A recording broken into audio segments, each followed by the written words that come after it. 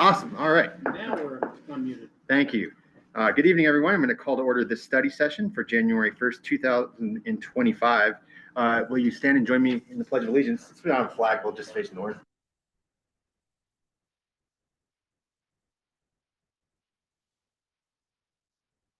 And to the republic for which it stands, one nation, under God, indivisible, with liberty and justice for all.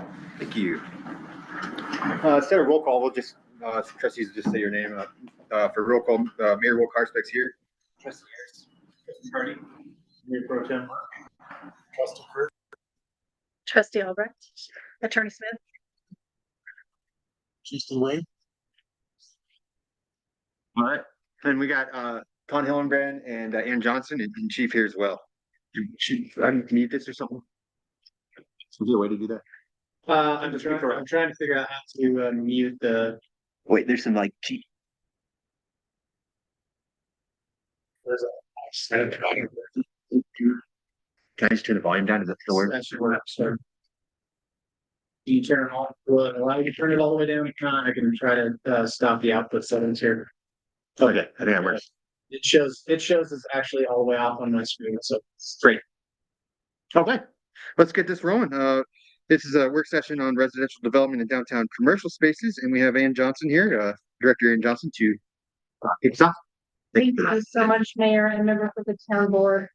So this is going to be a conversation tonight. If the intent is to have some fun, to talk about what you see, what you do like, what you don't like. We have 34 stops tonight. So what I'm going to ask you to do is once we get started on our trip, just shout out.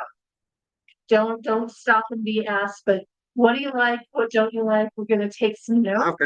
And we've got to go fast. Okay. So it's going to be a gut check tonight. Love it. For everything. All right. So also just wanted to review why we're here, where we started. On December 3rd, we had a work session. We talked about the process for land development and Berthoud. We talked about everything that staff does behind that, the magic curtain, so to speak, what we do to help prepare applicants to bring a quality development to you. And then Aaron and Chris talked about making motions, talked about the due process, all of that. And then one of the items that you all wanted to do was talk about development in general, how it looks, the aesthetics of development, and what can we do to make sure that our comp plan and our code align with the vision. So that is the purpose tonight. We are going to look at some commercial properties and projects, and we're going to look at residential development. And then there is a sign-up sheet here. So with everybody watching, you have to leave here tonight with your name on the sheet. And we're going to do downtown walk arounds. Heck yeah. Or like a scavenger hunt. We could plant Mike-and-Ikes along the way. You got me. You had me at Mike-and-Ike. So in your packet, one of the first things that you have in your packet is yes, thank you. Bar that. Thank you. This is your score sheet.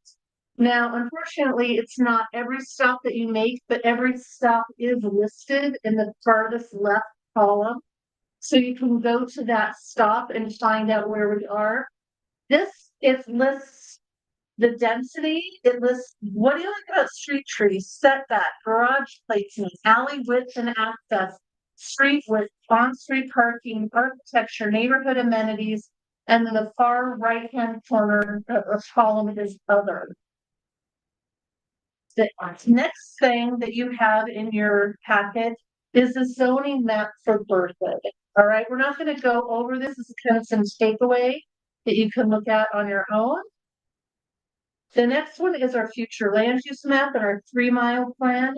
This is a vision of what you had decided was going to be the best use of land in the growth management area for the future development of Berthoud. And that's important because it really sets the tone on what you'd like to see in these certain areas and where we have left to grow. The next item in your packet is that really amazing map that Nathan Gabbard put together. This shows the future land use map, the urban growth boundary, and then everything that is colored is that vision again of how the property could develop per your vision. And then it also shows in the blue what projects are under current development review. So you can start to see what areas of Berthoud really are left to develop in our urban growth boundary area.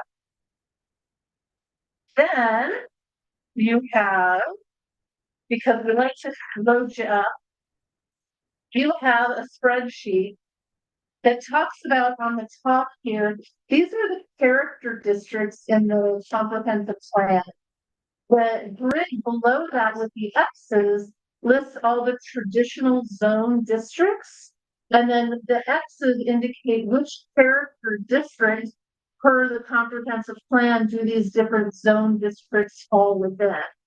So it's a little confusing. If you get home, call me if you want to walk through it together. And then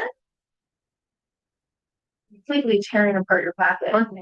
I'm paying attention to it. The next item is the land use table. So this goes by zoning district and land uses, and where do those uses fit within the town of Berthoud? And then the following item is a printout of your survey responses. So talking about your survey responses, it was really exciting to see that your vision for how Berthoud should develop, the vision that's in the comprehensive plan, changes we've already made and changes we intend to make to the land use code this year, your vision and your thoughts strongly align to what's in the comp plan, what's in our land use code, and the changes that we want to bring to you as well. So I think when you break it apart that way, we are aligned, which is great. There are four groupings of responses. One is that community vision. One is decision-making process and direction. Another is affirmation or changes that are needed to the code. And then communication opportunities. One of the things that in ComDev we're wanting to do this year is how do we communicate to the general public about change and growth and how the town is going to evolve over time. So that is one thing that a lot of you also said was important. So I think we're good there. We just have to get going on it. Then, so we're gonna take a tour. Chris, do you have anything to add that you wanted to add? I don't think so. It's a really good summary. And really, so the goal tonight, because we want to know what your vision is just you look at a slide and you say, I like the setbacks. I like how close something is to the street, or I don't like those trees. I don't like the garage placement. I do like this. Just again, it would be good to do one at a time because we are trying to take notes. Sure. However, we just don't have time for a lot of discussion with the Quarter stop. One of the things that we want to do is talk about how each of these stops represent the kinds of development that we would expect under our code, or maybe areas where there's gaps. So if it's something that somebody identified and said, hey, this is a really good example of what we think it's the kind of standard and quality and character of it, we can talk about if there are things there that we think are missing in our code that we might want to add. So it's really a little bit of a design exercise to get all of your feedback about a whole bunch of different styles of development, how they fit within our current plans and codes, and then hear where you think we ought to update things if there's things missing in our codes or policies or plans. Cool. And then I think the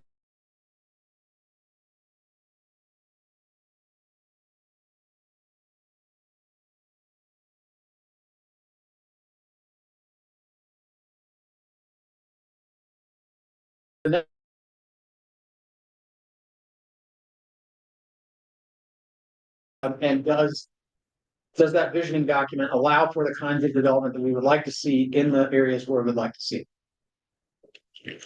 What would I say? And just so you know, we have retained an architect that is already looking at our commercial design standards to see, are there tweaks that we could make to better align those in the code with the comprehensive plan and the Mountain Avenue overlay. So we're already starting to take a look at that. What you're going to tell us tonight about some of the commercial design or the commercial areas will help inform the final direction of that. Also, we tried to capture some of your like places and other communities that you listed in your responses. I did my best at guessing about where these special places are. So you might have to direct us to where to go. Great.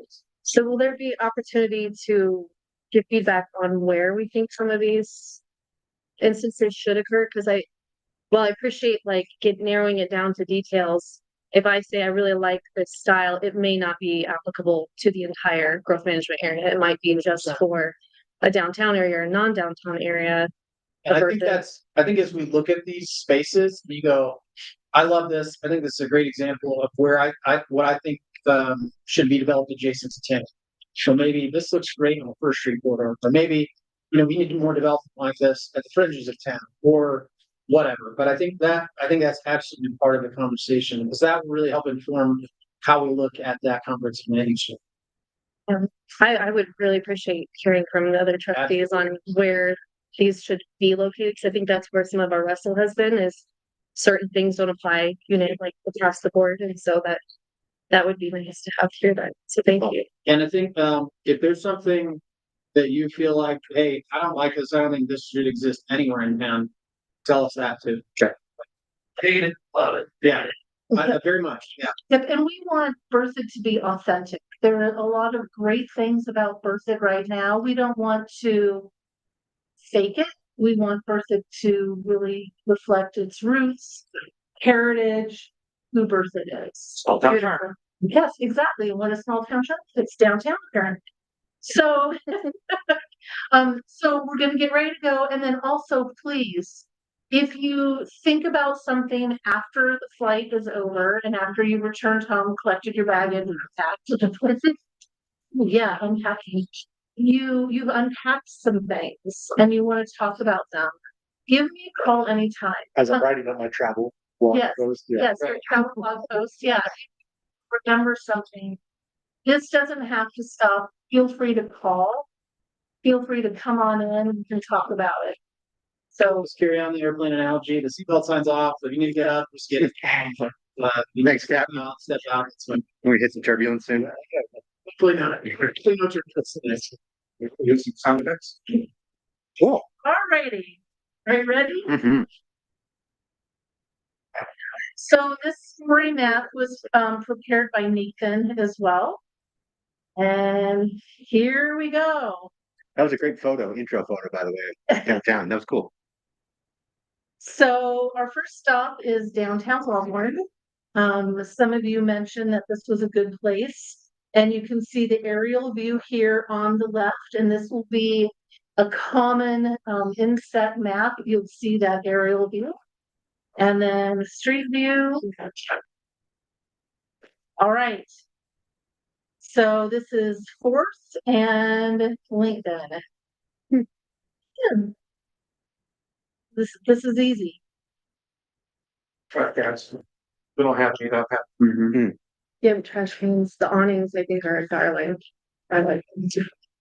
The fabric awnings, the Yes. kind of striped red fabric awnings. I really do like those. Maybe not that color, but I do like how quaint that makes it. And then you can see the frame where they're not there, right? Right. The brickwork, like the detail too. Up.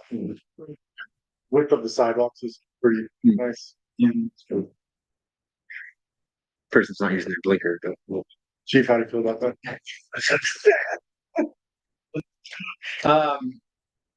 How about if you could spin back around, Ann, I'm curious, how about the marquee signage on the corner?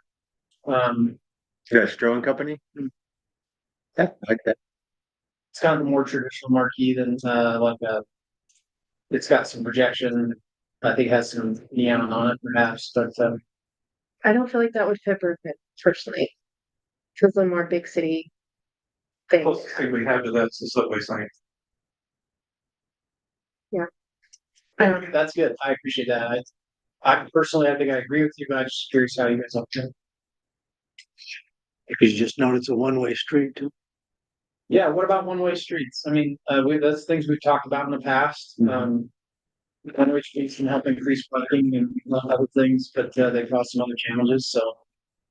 Maybe that's not something we do today, but maybe it's something we consider in the future. When you think about downtown, do one-way streets make sense? As someone who learned how to drive on these streets, I would not recommend one ways. That was really hard. I don't like it, and I've gone back to like this one too. I've messed up a few times. Yeah, If you haven't driven the wrong way down a one-way street, you haven't lived. yeah, right. Well, yeah.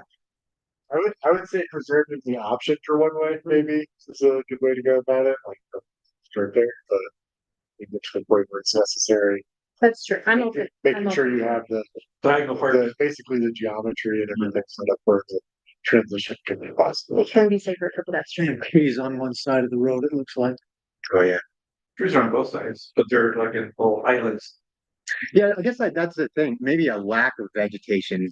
I mean, vegetation would help, like planters or something. I don't know what time of year this is, but You can Agreed. see on the south side of Fourth Street, there are no street trees. Right.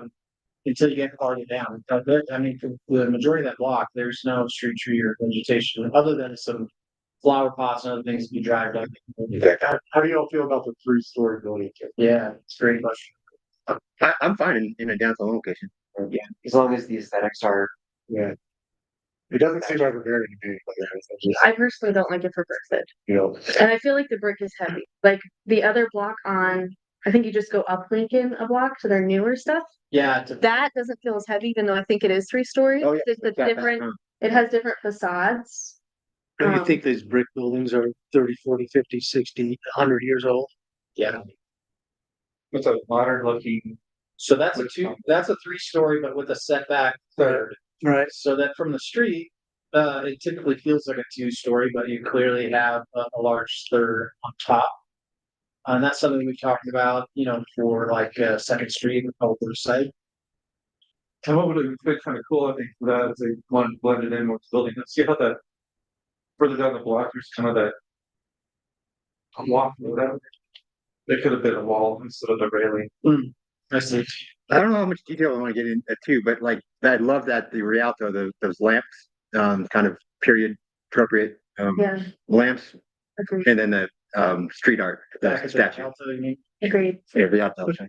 It doesn't look like a master plan community. It looks like it grew up and something was from 15 years ago, something was from 25, something was from 40.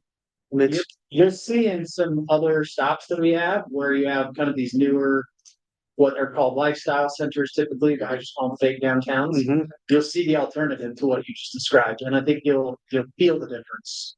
So anyway, Can you go north on Cleveland? So trustee, is that a good thing or a bad thing? well, it's an observation.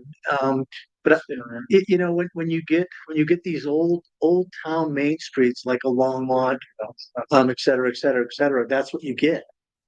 Because they weren't a master plan community. A building went up, This one's right and then there on the 20 right. years later, another building went up, or 10 years later, and the architecture didn't match. The flow didn't match, and it is what it is. So if you can start with a blank slate, then you can plan that out. But if you're an old town, which there's a lot of, you kind of are, and some of these buildings are historic, right? So you're not going to be doing it. But So these even ones that we were just looking at, I love all those can you colors. turn around to the colored ones just real quick? I just want to make a quick point. back to Yeah, just because the colorful ones Mhm. are new. And they look vintage, That's great. but there's different facades, and so it doesn't feel heavy. That's And it actually, doesn't. Yeah. those are existing buildings with new facades. New, Yep. right. Or, Oh, that's or great. improved facades. Some of those facades were It preserved, some came were out replaced, and some were beautiful. just improved. Yep. Okay. So it's kind of an interesting mix, but yeah, that's a really attractive This project. was my favorite new project for something that made it feel vintage. And some is you look at it, you're like there's window painting. Is that okay? Is it not okay? Does it look yard sale-ish, or does it look professional? Or again, that would fall under a sign code, wouldn't it? do you want that to be your brand? Window paint is very, kind of downtown, quaint downtown, if I would call it that, small downtown. Funky and fun. Funky and fun. So, I do think one neat thing about this is they do a nice job incorporating more modern design elements from an architectural standpoint.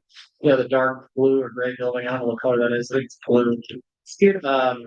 It has much more modern design aesthetic, even though they have some, you know, it's kind of like a weird dentile molding kind of look at the top, you know, sort of very chunky. But, you know, it's a good example of how you kind of integrate modern with a little more modern design aesthetic, but still feel like it fits. With the awnings are more contemporary. More contemporary. Lots of window space on here. The windows are boarded up. I love the windows. I love the elevation. I feel like it's, like I said, just brick to me is heavy.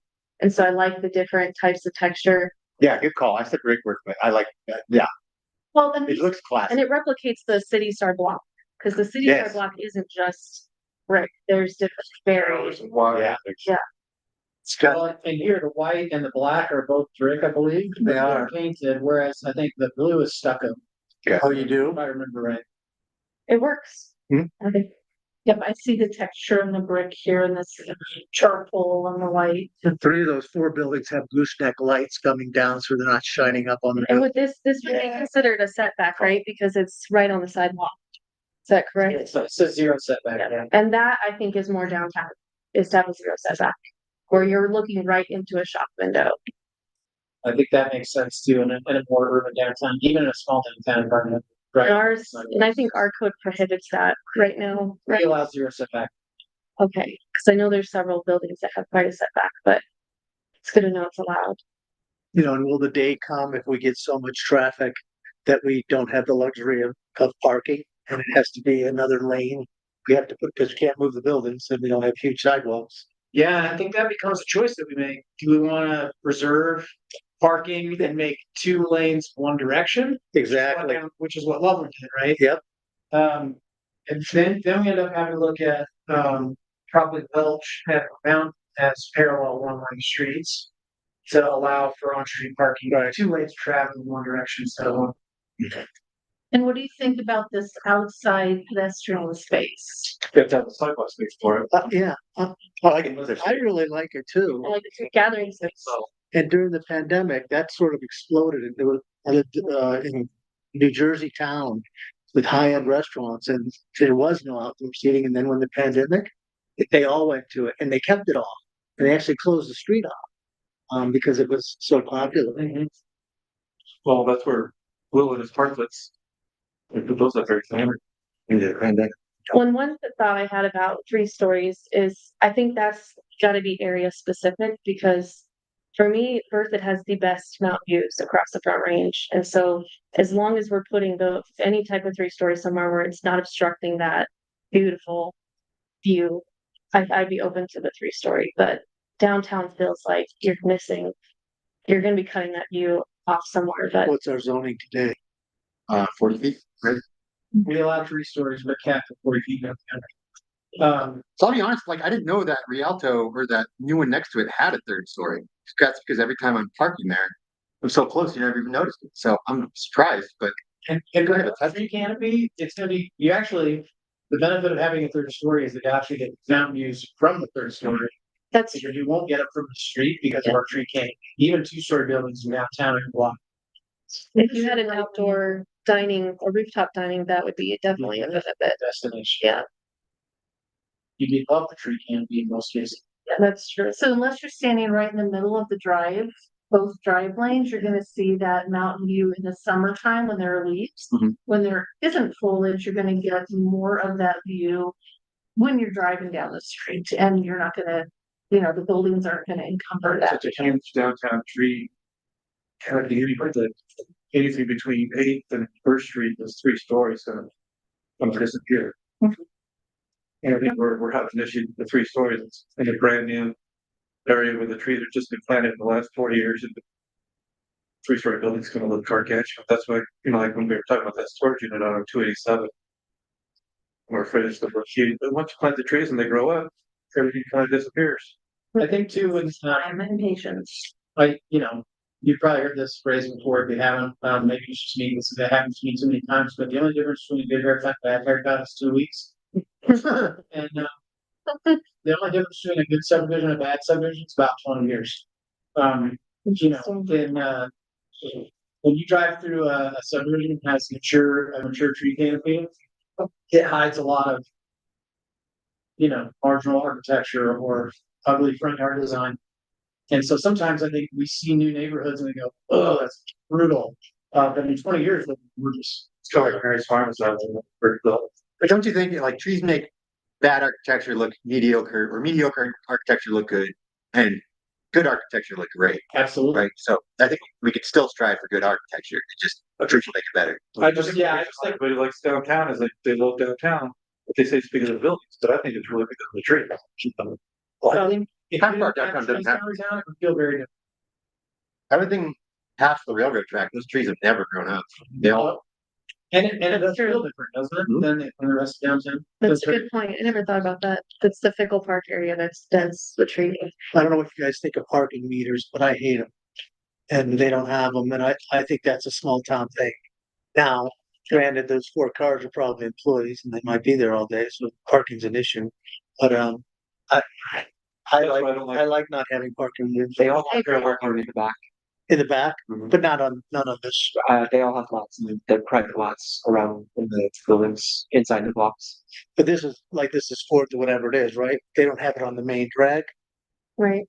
The back, these lots back here, those are metered. Is that what you're saying? Oh, no, I just said those are for long term. Oh. No, So that- this I is the appreciate parking that. lot behind those buildings and you've got this great artwork. Some even activated back space.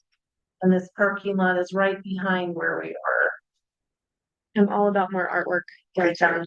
I love those pedestrian alleys that one has too. Mhm. Walking around in there.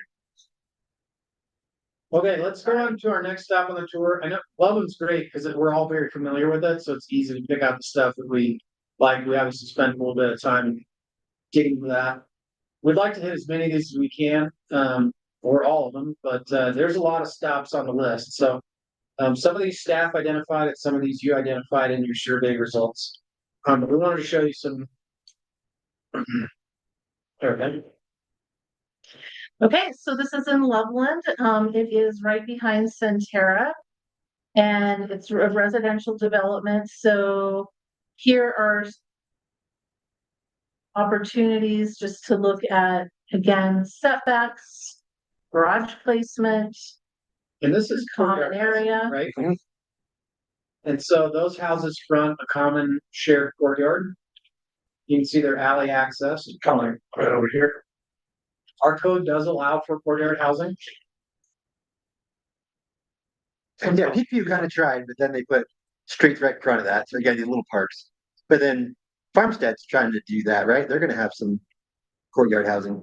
They'll have townhomes that will front a central courtyard, but I think there's still streets and. Oh, in the middle, okay. And I think Ludlow had something similar to that. Okay. I like it. I don't like the sidewalks. Yeah. Oh, there's not even any sidewalks. I don't know. See how different that looks? That's 17 years ago. And when you get a little farther down the street and it jumps to like a more current date, you'll see how different it feels all of a sudden. Oh, fascinating. Big trees, right? Yeah. Trees make the difference. I think it's great. Alley loaded. I love that alley loaded product. Cause garages are. So is this an alley type street or is this a? This is a street, and then here's the alley. Oh, okay. And then those homes are rear loaded off the alley and then their front yard is actually the common courtyard here you can see behind the white picket fence. Oh, this is it. It's very dreamy. I like it. If I was retiring, I would live there. Yeah, I don't like is the sidewalk next to the street. me too. Attached sidewalk, Don't like attached sidewalks, especially when it comes to winter time. Why is that? Oh, Because when you shovel your sidewalk and the town comes through with their plow truck, you're competing with who gets to put their snow where. And after our plow trucks come through and plow their snow into your sidewalk, it's So you do like the trees on the outside, like how we I do like stuff. that separation between the street and sidewalk. I like them because I feel like I'm within the development, not with the street. I see. part of it. You will also see, It's a good comment. there's a couple of spots here where there's some really wide tree lawns and then some really narrow tree lawns. So just something about. Okay. I think it's pretty obvious which ones feel better, but you'll just. Well, I like these pedestrian, or I like these lights too, and then I'm not a big fan of the gravel. Sorry, I love the light. I just cut you off. Yeah. The zero escape Yeah, with a Z. with a Z. Yeah, I think for that. Calling on the sidewalks, I think the sense of pedestrian safety is like order of magnitude lower when you don't have that. You Hmm. just feel like calling it. Is there anything we texted and like it pop up on the curb? Hmm. You know, is there anything we can do about utility boxes, stuff like that? I was thinking the same Like thing. that. If they're ever Whether it buried, has to be consolidated or in certain areas, rather than just wherever they feel like it. So typically those are all placed within the utility easements and the way that our street standards. Are street, curb gutter, tree and lawn, sidewalk, utility easement. And what that does is it puts all the utilities right behind the back of the sidewalk. And that means that either utility boxes are gonna go in front of or behind the sidewalk typically. does anybody put them underground? Everything is underground in new No, subdivisions. the The actual, utility boxes themselves. yeah, They can be, they're much more expensive and they're hard to access. okay. But they can be placed underground. And there are times when they are, but in most cases, especially as you drive around new subdivisions, you'll see, cable pedestals and, electricity, transformers in above ground boxes on the street. I was reading about those foam rods. Just on these, we got kind of smaller common space and stuff, and I think the kind of product is great. But I actually prefer it where you have longer spaces where you have more movement flow. Typically, maybe more of like a block long and stuff. I think we're doing that better already with some developments in town here, that having it kind of segmented, these smaller apartment lines. Less, Not broken up by street, it's just a longer strip, is that what you're saying? yeah, I mean, you get some of that on the farmstead stuff, along the Prairie Star with some mission homes and stuff. Okay. Yeah, where it's just less breakup of kind of those spaces. I honestly feel a bit better when you get, a dozen houses or 2 dozen houses facing each other versus just like 2 or 3. So A little more continuity. in that common area where several houses back up to the grass, who owns the grass? It's a common association typically, so either So you'd have, HOA, Metro District or Okay. something, but yeah, it's common landscape. I was just gonna say that would be my other downside is that you have to have an HOA or Metro District. you would. You do. Being somebody that would have pets or beekeeper, would I go to my, because these are basically houses in a townhome environment. Well, one of the nice things is that if you don't want to take care of stuff, it's a great option for you. So I think, you're right. There's one. If you want a big garden or you have bees or you have big dogs, Chickens, maybe this isn't the right place for you to live. That's okay. We want to provide a variety of different. but it might be product creating a types. price point when you know where to live. That's true. And I think when you think about price point, and we'll see lots of other product types that I think would probably hit a similar price point, but that will be a different kind of development style. So, The reason you're right. I love that is it creates that small town feel. Yeah, Because it's a fence too. it's a Like- community Yeah. and it's like something that's lost in today's world, right? Is that we are really separated from our neighbors. well, And if you pick this area, it means you probably want to get to know your neighbors or, and you know. even if you don't, you almost get forced to. So, like just anecdotally, we lived in the townhomes on 8th Street and, they're the ones right behind the high school football field. Mm, And there's no front yard at all, really. It faces like a sidewalk and a fence, some landscaping fence. Hmm. And behind in the parking lot is a large kind of communal grass space. No landscaping, just grass. So when we lived over there, we played catch out there, played soccer, all the neighborhood kids were out there. And one of my wife's best friends was one of the folks that lived, 4 doors down. We just met because we're out walking our dog or letting our dogs hang out in the communal open space. And so even if you don't really intend to, you just kind of naturally do because that's where you go. Right? That's your outdoor space. So it is neat in that way. I like that. In this case, this house That's probably their front yard though. There they've got their own front yard, but then it turns That's into right. a community thing. And you Right. see the repeated theme of the little picket fences with the arbor for everybody's courtyard. So again, it's, you're in that neighborhood, that's a theme. However, everyone has their own space. I love the fencing. Yeah, I think this kind of layout is also, I can't remember if it was the last meeting or meeting before, but often I think that people's issue with density is the appearance of density instead of the actual density. And so if you can Mhm. get rid of the appearance of having a bunch of people packed on top of each other, quote unquote, then it doesn't feel like there are a bunch of people packed on top of each other. So if you have those individual yards, It's single family intentional. homes, but it's intentional. And so, right. And so it doesn't, like, how many houses are here? 1, 2, 3, 4, 5, 6, 7, 8, 9, 10 houses around this There's a yard? lot. I don't Right, know. so look at the way this feels as opposed to 10 duplexes or triplexes or condos that are just kind of in rows like normal in front of a straight parallel yard, sidewalk, etc. This feels completely different. Excellent point. I feel like I want to explore it. Mm-hmm. But then you look at it on paper and it's really high density, and you have people that you're meeting to go, man, it's too high density, and I build it, they go, oh, that's nice. Yeah. This is very charming, I think. I think most people would describe it that way. Okay, next tour stop. All right. This is fun. We don't know where we're going next. I know.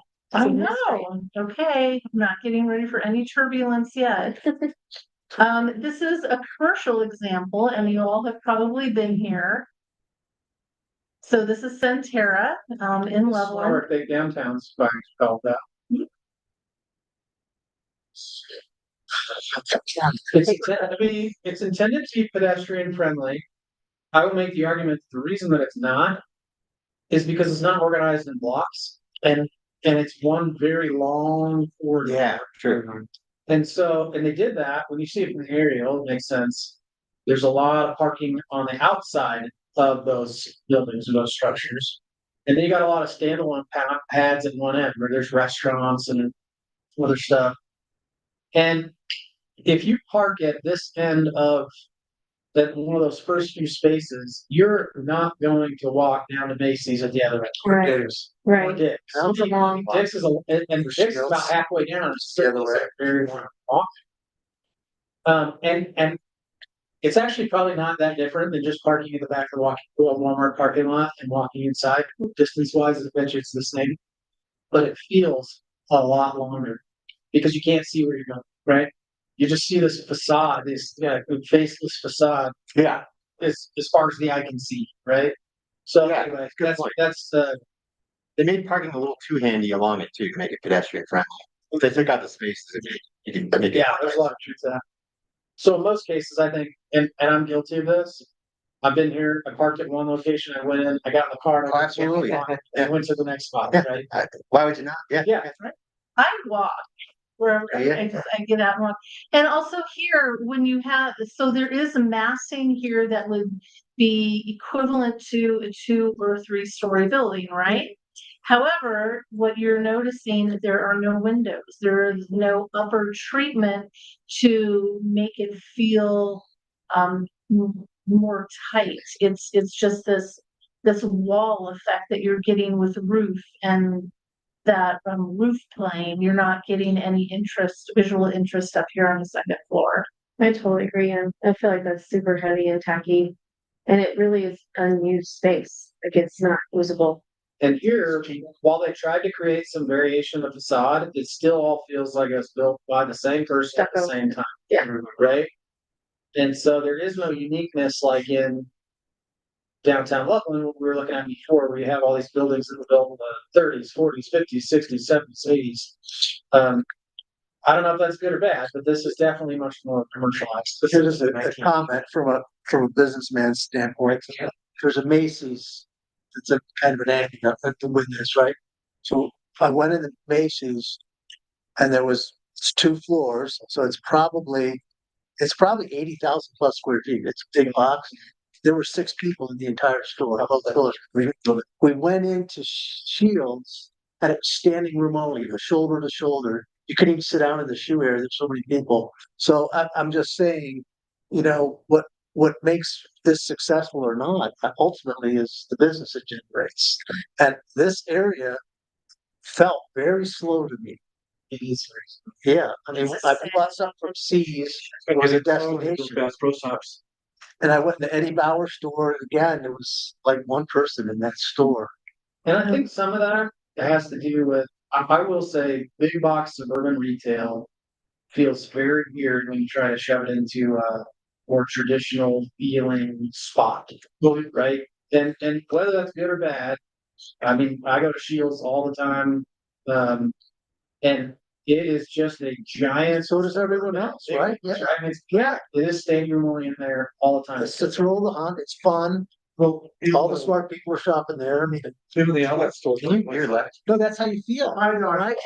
But you're the only one in the store. You're going, well, how come I'm the only one here? That's a good as a compliment. I shop there. You had the shot where you were looking in that promenade between the two buildings. But actually that right there that might be it. So I like that as a kind of xeriscape example that doesn't have that gravel, that rock in it. They tried something different. You mean right there where the tree line is? Yeah. Yeah. I think some mulch and some shrubbery is a really attractive way to do water efficient landscaping. Some little perennials in there. It seems like if they, sorry, it seems like also for this kind of feeling, as you said, I think earlier, it's a neighborhood that's not a neighborhood. But if there were a central gathering space being circled by the shops instead of a parking lot being paralleled by the shops, I think it would be much more accessible to more people. Or street. I also think aesthetically, all of the asphalt is really unappealing. Like it doesn't feel like it's tying you in. You feel disconnected from every store and everybody. Like it's just a sea of pavement. I think their biggest mistake is they did the two-way traffic in the middle between all the storefronts. What if you They had, should have brought that closer together. yeah, what if Made you it all just got rid of pedestrian. the So Hill streets? Mall is- More of these little Yeah. parklet thingies where they have ice skating or water features. Yep. Which they should have kept all the parking on the backside, Totally agree. bring people into the middle, so it's like an outdoor shopping mall. That'd be Yeah. so cool. The Flatirons, that's the mall that did that. I think that as you go through sincere, I think maybe how I feel is like, I'm not sure the benefit of why I got out of my car stuff. Because it's still very hard. They're still there, car owners, Yeah.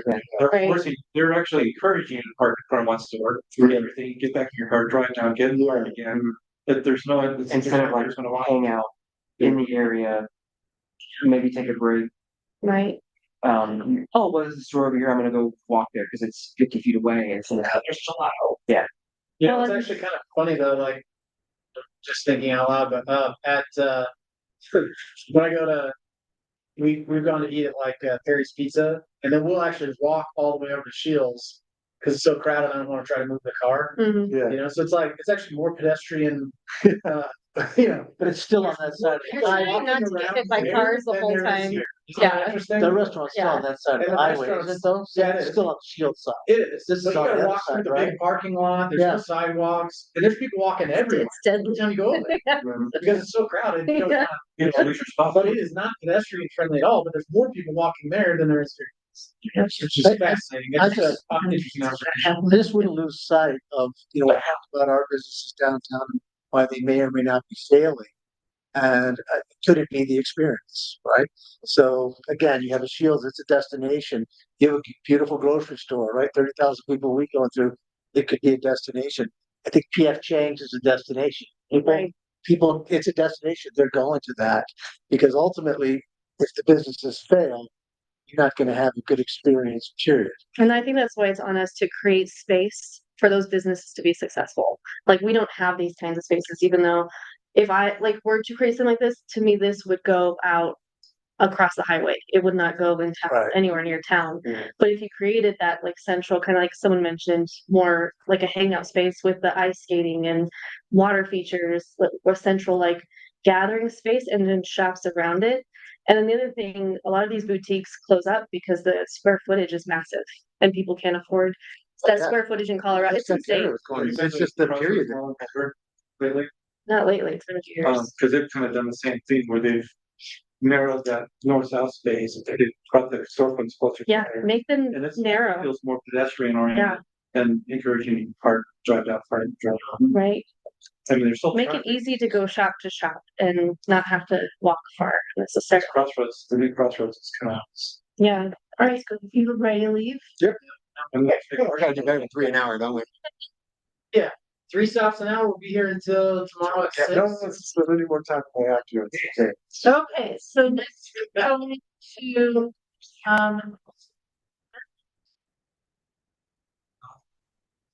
Let me say this was 18 units per acre and rents Yep. $1,600 a month. Yep. This is while it's under construction, so it's Yeah, that's a gonna be. lovely art piece right here. Yes, beautiful blue. Curtis. So, Curtis, so that, that could be the definition of affordable housing though, right? It's just depending on rent, it's slightly more attainable. I mean, this is density. You can see it right there. Yeah, so it's probably attainable housing and not affordable housing. Mhm. Well, is there any such thing as affordable housing? I don't know what the definition is. It depends on the AMI, so attainable is between 80 and 120% AMI. And it depends on the number of people in your household. So it's about, and correct me if I'm wrong, Mayor Pro Tem, and Yeah. is it about, what, like 70 to $100,000 is attainable housing? That's your 100,000, income. what? if that's your median household income, Yeah, then, 30% of your median household income plus or minus is what your housing should cost. And so that counts, but you could qualify for attainable housing, making between 70 and $100,000 a year, depending on your household size. Yeah, and then affordable housing then is between 40 and 80% AMI, and AMI is area median income.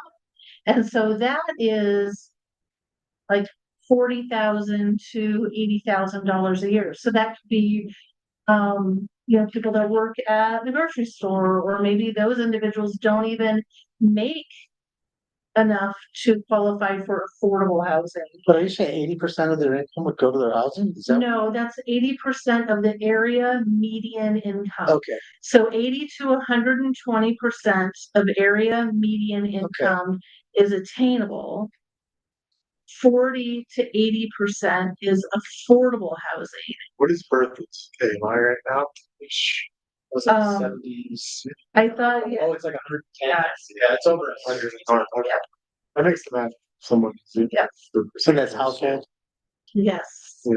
Median household income is in Berthoud, if it's around 100, that falls right nicely into that attainable category, depending on how many people are in the household. But if you're a family of 4 and you make $75,000 a year, you would technically qualify for affordable housing. Subsidized affordable housing, which $75,000 a year for a family of 4 seems like a decent amount of money. But Do we have any subsidized affordable housing? There is one project in town that is a tax credit project, and they got all 4 street trades, so it's not happening. We don't have any new product. So I don't like the no trees on the tree lawns. They're just kind of like a strip. And then the. Trees here. There's haven't grown up yet. Yeah, there Oh, are, okay. there are trees. but Oh, you just can't see them yet because they're small. This is one of those situations where 20 years from now, this would be a really attractive streetscape. I just not to me. I don't know. So what do we think of all the whole housing on the right? I mean, it is what it is. What, I mean, is The that, housing on the right is just apartments. The housing Yeah. on the left is townhomes. is it, So is it Berthoud? it's an interesting question. Cause that's gonna be in the new development we New just Berthoud. authorized. It could be. Aesthetically, There that's could be wrong. apartments in for one me. block, that's what you're talking about. So I'm just saying, I think it, In one block. sorry. yeah, Yeah, well, you see that. Now, they don't have to look like that, but from a density standpoint, Yeah. this is what apartments are, right? These are traditional suburban apartments. just, And It those aren't reminds me bad of looking, military base. they're not too, I don't think they're terrible looking apartments. I mean, I've seen worse. It's got. Yeah, but that's a low bar. But where do we want them, right? It's articulated wall space, so it's not just, it looks like multiple houses. 3 colors, multiple textures. And the balconies are inset, they're not just sticking off the side of the building, which is It's not bad. you'll see this everywhere in the front. I mean, that's like my buddy's place in Fort Collins. Yeah, Like, yeah, exactly. That is It's just not- standard Colorado suburban architecture. That's right. I would just prefer that be inside of a development, not on any main drags, because you don't want to look at apartments. Yep, and this right here dead ends into, the frontage road. So up here is I-25. Sort of like, Back here, this is, oh no, this dead ends into the whole frontage road. And then right up here this is Fairgrounds Parkway. Is that a single family house too? So you got blue one? I don't Yeah, think so. I think it's a quad. Here's the original home. That street's like 40 feet wide too, and that's, It's much bigger. Yeah, that's a very large. So this is cross section. Laramie County Fiber Fairgrounds. It's probably, Okay. that's probably 100, well, let's see. 12, that's probably 60 to 80 feet curb to curb. Those townhomes are nice for affordable, attainable housing. That's that right. looks quaint. Yeah. That looks Yeah. a good, like that. nice, and project. they're cleaned up, you know, that Tidy. I You like can't- the stone. you can't have a messed up yard because you don't have one. So the HOA is gonna take care of the grass. If you have a detached sidewalk, you will have a tree lawn in a few years. They have They'll garages. curb, They have garages. Yep. There's a unified picket fence here. You have some breaks with open space and utility space. On this side with the apartments, it's detached. And you have two detached sidewalks. Looks like the garages are detached to the back. There's center.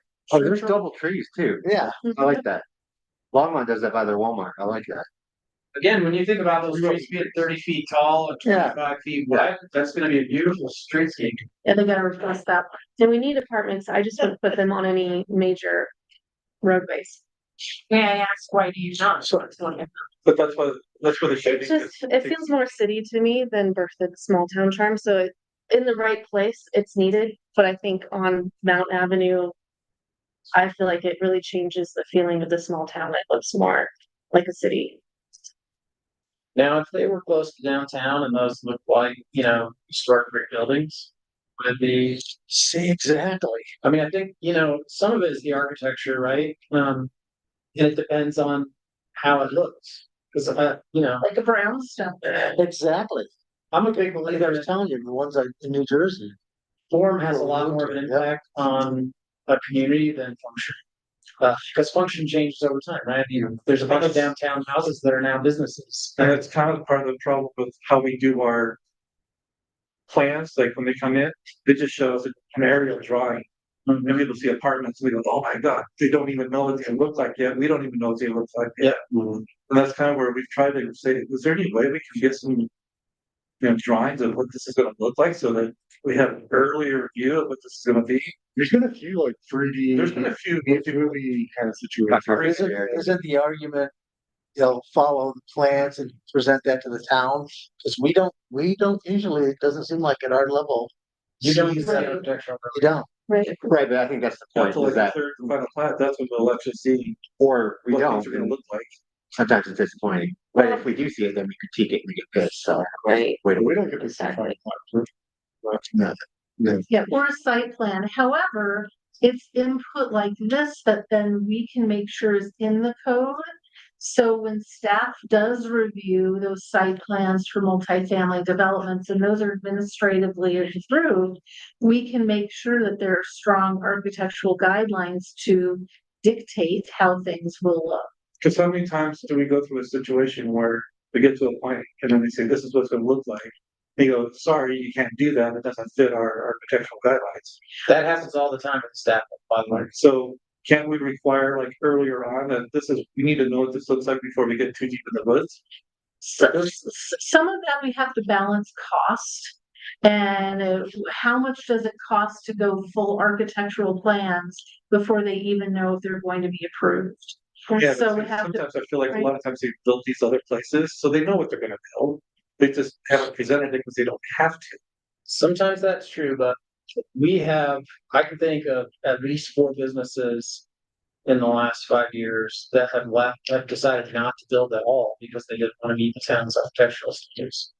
Whether or not that's a good thing, we can debate, right? But like, architectural standards are already really high, but they're not prescriptive. And, they allow for variation, they allow for architectural, choice by the builder or developer in a lot of ways. They require things like building articulation, so you don't get a bunch of flat wall planes. They require a certain amount of, stone or brick, but you can use that, it can be whatever color or whatever, style that you want. It can be used in different places. There's a lot of these kind of architectural requirements, but they're not prescriptive. We don't say you shall use the following brick type and it shall take up, all of the first floor up to 12 feet, and you shall only use black window frames. We don't have that level of prescription. Maybe that's a good thing, maybe it's not, but, and I think you can make the argument either way. But the reason is because that's easier to administer fairly. Where it gets really challenging is when we start making subjective decisions about architecture, like, hey, I actually just don't like this. In a lot of cases, it's objectively ugly, but it meets the code. And so it feels very subjective when you're like, well, this just looks terrible. But it's like, well, it meets the code. And how do they make that call? You have to remember too, that architecture. All these honoring counties. That's true. Big is aesthetically pleasing. To a degree, I think like, we go to DC and most people agree, So except for the CIA building that they all. So it creates its own challenge in and of Oh, itself. that was awful, May, let me understand this. So you think about the light at 287, and then you go all the other way to the roundabout. Ludlow's gonna be all commercial on the front of Mount. I think apartments are at least talked about for the other side of the street there. Then everything else is built out already. So where this would never go on name between those two bookends. So I'm where, thinking of what the proposed apartments across from Ludlow. okay, And just even thinking about that as the bigger picture, like long term, if we have apartments anywhere, even if you go Mountain Avenue toward the highway, yeah, you're decreasing that like livability, walkability of pedestrian activity of people shopping and the vibrancy of downtown if it's residential, like living anywhere on Mountain Avenue. Like for me, it's like if we want people to walk to the shopping at 287 and Mountain, over to Ludlow, back into town, you want all of that to feel connected.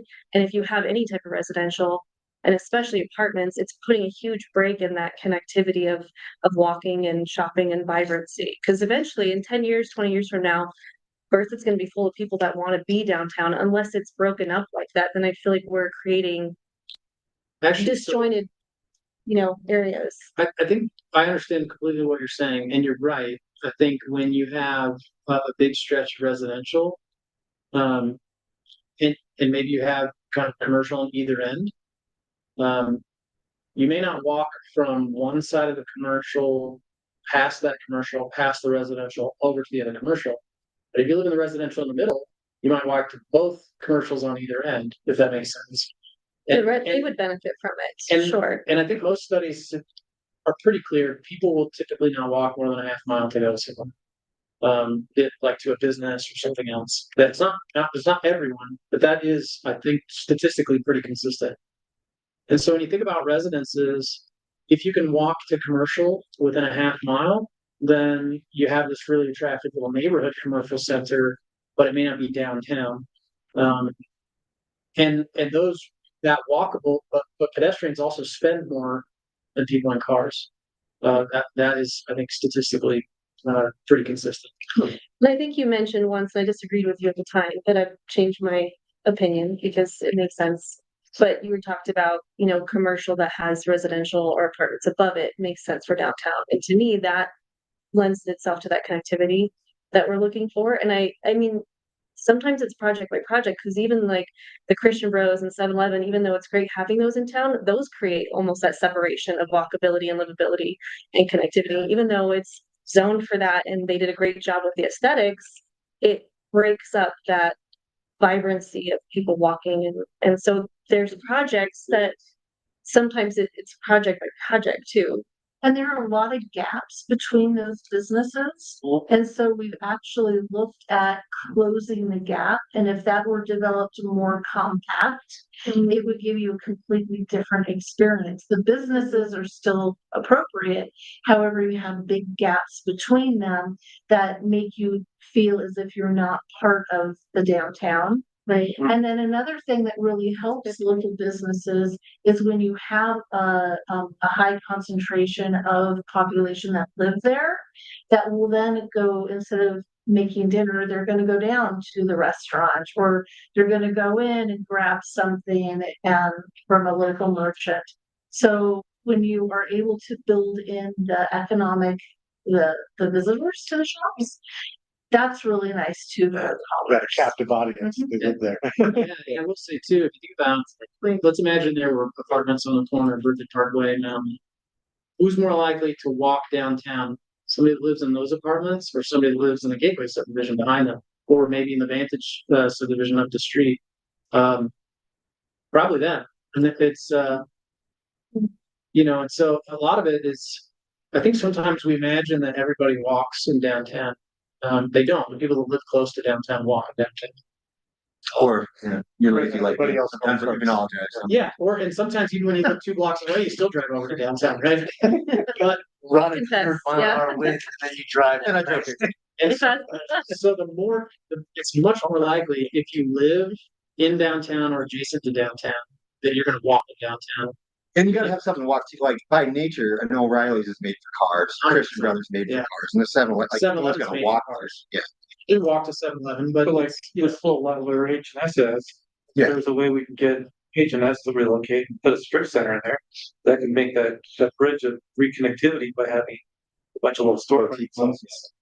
So 56 going towards I-25, there's massive neighborhoods being built right there across from the cemetery. That corridor, is a lot of that residential See, today? that's my concern Is too. that being residential tomorrow? there will be commercial at the corner of County Line Road and 56. Something, Across from the something cemetery. residential being right up to. It doesn't. Oh, it doesn't. There's a big commercial center that's It's a cool little planned. spot. Really actually beautiful little spot. If it gets developed the way that it should. I'm trying So to. you're about to make sure something.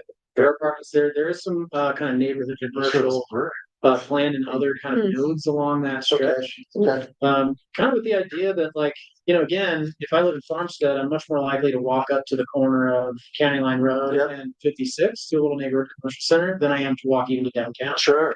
And so creating walkable commercial areas within a reasonable walking distance of a house is a good way to increase pedestrian activity. If you centralize everything into one spot and then you expect people to drive there and walk around, it's unlikely. Because, like, again, guilty as charged. I drive to downtown, I go to dinner, and then I get back in my car and I go home, right? Even here downtown, I don't get out and wander around. But if I'm walking from my house, because it's only a half mile to this little commercial center, whether that's downtown or like commercial node, once I'm already walking, I'm walking past shops and I might stop and go, oh, hey, look at that. Why not walk in and check things out, right? It's very different. It's a destination. It becomes more of a destination that you are going to wander through than if I drive in from out of town and park in front of the restaurant and then go home. Denver has a lot of this like neighborhood commercial.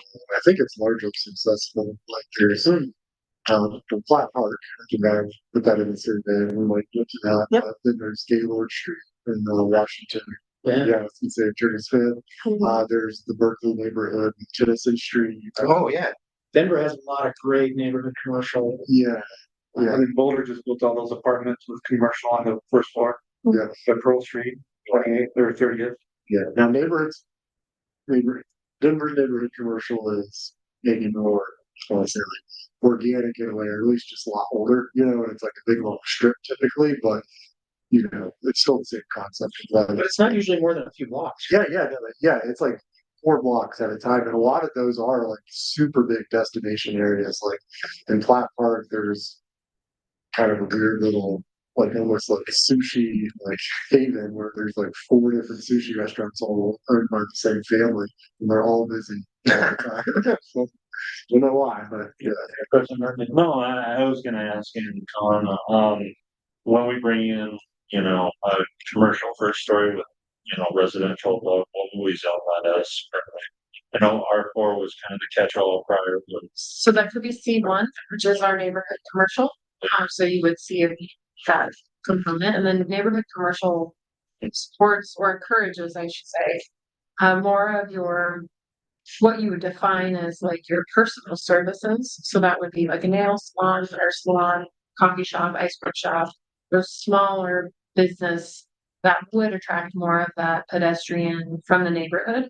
Whereas our general commercial, which is C2, would then encourage the bigger commercial developments like West Side Crossing. gotcha. That would be like a tire shop or even a grocery store. Our new urban residential zone would also allow mixed use like that.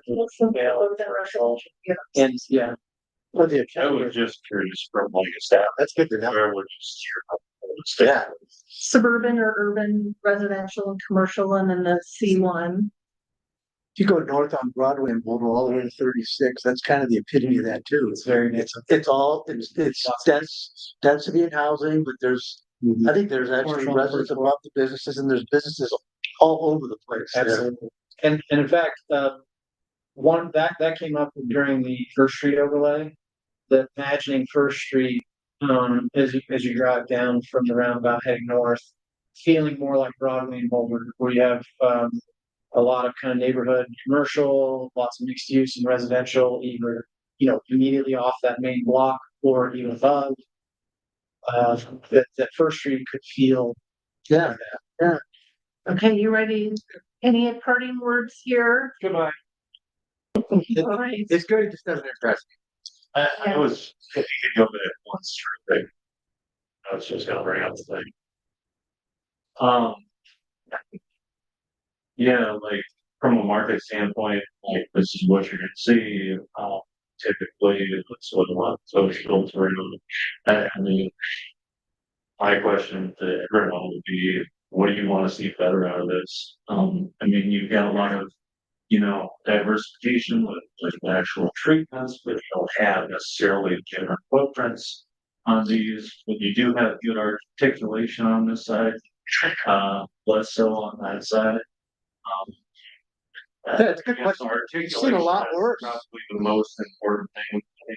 Get right to the table, but that's. I think it is articulated. There's like 3 or 4 colors, and it's a good one. I just think that's probably the same developer that did half of Harmony and Fort Collins that look like this, That's what I thought, it's like, it looks like everywhere else. Yeah. And I'm just really, I think I would love for Bertha to have a unique character to it, because it already does, that draws people, and so how do we keep that in new development that says it's not like anything else you've ever seen?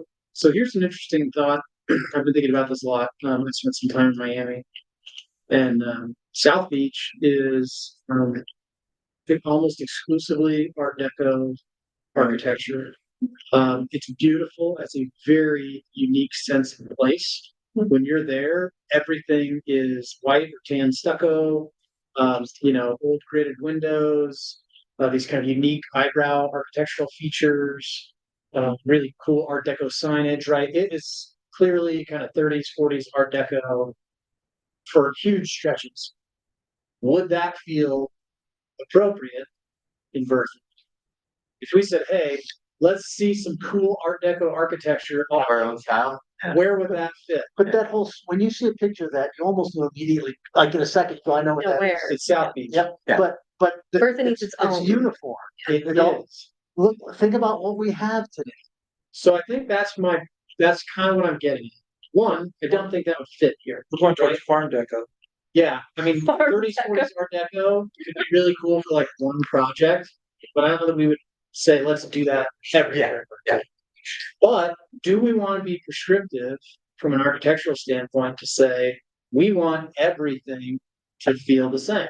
No, maybe not So everything. that's hard. Doesn't this kind of match Advantage? Couldn't you see this sitting like adjacent to Advantage and it would fit in? 100%. And so I think what is challenging is what you see in Northern Colorado everywhere is Northern Colorado suburban architecture, which is what this is. And I don't know any other way to describe it. It is everywhere. It's everywhere. You know, it's really interesting. I went to this economic forum in Greeley a couple weeks ago, And one of the statistics that actually blew my mind, and I to this minute can't believe it's true. It said the biggest growth is single family housing. Yeah. And I was like, no way. And the numbers were right there. That was shocking because I would have thought this would be just dominating, new housing, and it wasn't. It was single family housing. What's interesting is this is highly desirable in the market. This kind of product goes very quickly because there's not very much of it. So builders are still building single family homes because they can sell them. And I think their margins are good. Right. They're easier to deal with than something like this. But this is a very needed segment of the market and it goes very quickly. How about a generational thing? Does Gen Z want this more than a yard to take care of? And are they more into that? I mean, I don't know. They probably, I think everybody wants a house with a yard. Yeah, they're all broke. They got it. They're just gonna get in wherever they. Yeah, my kid doesn't think she's gonna ever find a place to Oh, live. I bet. I mean, trying I to think figure out how to that- build something. But didn't we all, maybe not we all, but didn't most of us live in a place like this at some point? Oh, yeah. Right? I have a house with a yard. I'm fortunate enough now to have an acre and a half. But I started in an apartment that looked not as nice as that. And lived there for a long time, right? And so, like, I think that's the hard thing. We see the lens sometimes through our own experience, and it's like, I got a house with a yard. Doesn't everybody want a house with a yard? Well, of course they do, but not everybody starts in a house with a yard. Yeah, definitely. Those people start, if they're fortunate, in a beautiful apartment like that. Yeah, that's just still expensive. If That's not, still very expensive. 1960s. That's pricey. Without air conditioning. Do not want art. And there's a lot of That's my point. Yeah. Successful. It's more about the experience than it is Yeah. owning a yard. Good point. So let's say this were in Berthoud, would Berthoud red brick, would more of those common building materials that we see in downtown Berthoud, if it were replicated to this, would that work better for you? If this were, again, you've got the green space, you're on the street. I like the triply divided green space there. It's almost like a tree lawn and then a common area and then almost a yard, Mhm. which really divides it and gives a lot of space and setback from the actual road, so you can kind of wander through there. And then, as you guys said earlier, I mean, in 20 years, you're not even going to be able to see those apartment buildings because there's 4 levels of trees in between the road and the actual apartment. If you do a townhouse versus an apartment, you can make beautiful, because then you've got one unit with maybe stairways coming down and stuff aesthetically. And I think we've had some artist rendition brought to us in some of the communities that are coming. It's really beautiful looking homes. I mean, Sean, to your point, like, what would you change? Yeah. If I could, like, aesthetically change, there would be, floor to ceiling windows, archways, like more of those kind of architectural things that aren't standard. It would be like, we spent extra time and effort on this, making it look like it could be modern and old fashioned at the same time, Yeah, you know? on that note, to go off that, on the townhomes, can you turn left a little bit? See how the end unit looks rather different than the mirrored in the center? Whereas is that 4 units right there? It's probably 6. Yeah, see, that's. Right, but if they could, if that big chunk in the center, if they could build each unit to have severe setbacks so that it looks like 4 separate houses, Yeah. it doesn't, Yeah. because that central unit there is what kind of quote unquote makes it look like a townhome but the 2 on the left, those look completely different. So it's almost like they're connected homes instead of townhomes, or what are they called, shared homes or something like that. But if there was more of that kind of thing where yes, the diversity of it is good, but it seems like they're making, I don't know how to say that. Yeah. But the 2 on the left, that first doorway and the second doorway, those look different. If the third doorway didn't look basically similar to that second doorway and looked like a third product, that would completely change the way that those townhomes are appearing to the street. I would also argue, and Sean, as an architect, you maybe have better handle on this than I do, but when you look at that, and you may not have noticed, but when I say it, you won't be able to see anything else. every one of those windows is the same size, with the exception of a couple of small ones at the top, right? But those are I bet those are 404 windows, right? They're 4 foot by 4 foot, maybe Yeah. 5 by 5. But merchant builders, they want to order 1,000 404 windows, Yeah. not 14040, 13030, Absolutely. 13020, right? And so, but what that does is create this very sterile facade. And all of a sudden, when you see it, you're like, all I can see is the same window repeated 30 times. I can't unsee it. And now you can't unsee it, right? So just as a side note, I don't know. I mean, There's also The the, apartment. there's the mixed nature bias where you gotta just, rough lines and different windows just to throw it on there to add perceived interest, but I think you're honestly a lot better off having, genuine form and shape. Right? Yeah. Where you got push and pull of those forms Yeah. along with additional. But they're, Shifting of window size, you don't have to, do all sorts of different windows, but you can split it up between 3 types and have more consistency. Each one of those units could have a little more architectural integrity in their own right, rather than being a cohesive kind of, form. there's gables, there's cantilevers, I've seen much just going literally a block. I mean, there's a lot of just blocks being built today. Mhm. Full, just one front, one top, one side. I think that actually it's has a some much more character. attractive I think that product has than a lot character. of stuff. Yeah. I agree. And I don't want to sound like I'm being The overly picky. stone and the colors. I thought today was about how do we make like Bertha different. I just think you'll see, well, especially on the other side, you'll see those anywhere. I like this side.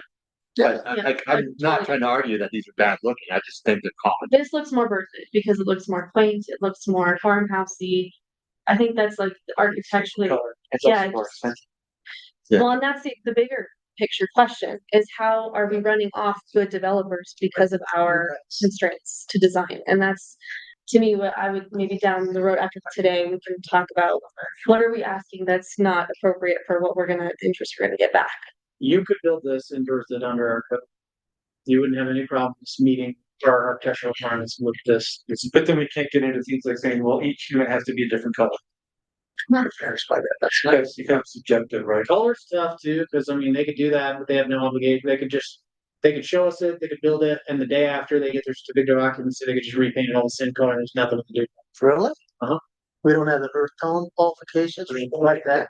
No, because we don't, we try to steer clear of the HOA vibe too, right? At the town, it's like, there's this interesting delicate Surprised. balance where like, you don't want me to tell you what color you can paint your house, right? But like, Sure. your neighbor sure as heck want me to tell you what color. I can paint your house.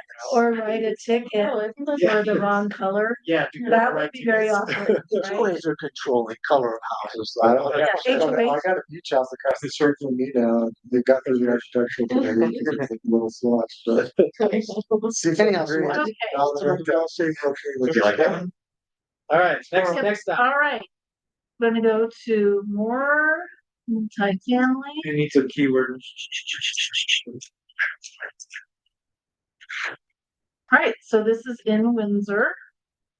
This is a multifamily development. We can't get in. But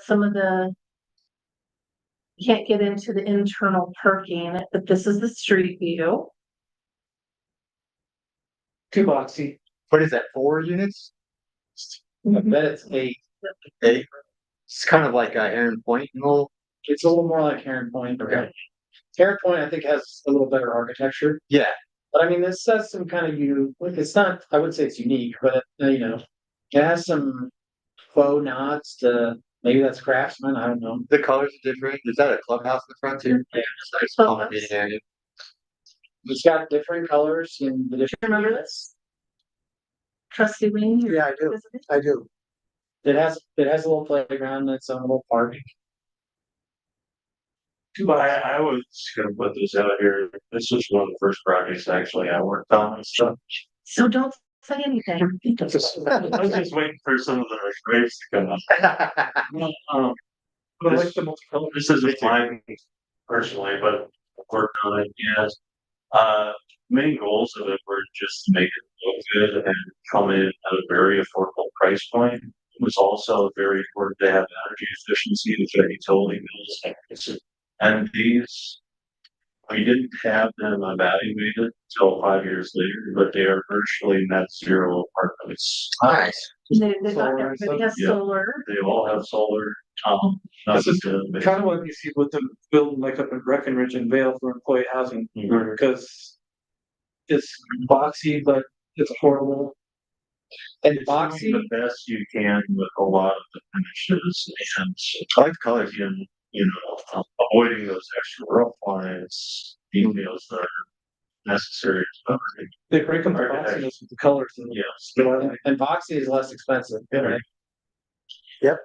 So this happens to be a Loveland Housing Authority development in Windsor. Windsor and Loveland Housing Authority partnered. And so this would meet that affordable housing niche. And I could In see. the right place. I'm Just, all about it. Yeah, Ludlow? Do you see it, Ludlow's at the quick corner? I would not prefer it on our downtown, East up by. but maybe by the Habitat houses. I Would that would agree, property? this does not feel like Mountain Avenue to me, right? No, Maybe two So blocks something- back. But from for Mountain Avenue. affordable housing, this is beautiful. And honestly. 2 blocks back from Mountain Avenue might be just fine. That's what I was In thinking, mid- Ludlow. kind of set within the Further framework south. of the Ludlow development. Further south across the street from I like think it the does. church, not It's up its on own Main space. Street, but further back. Maybe. You might see it from 280 south.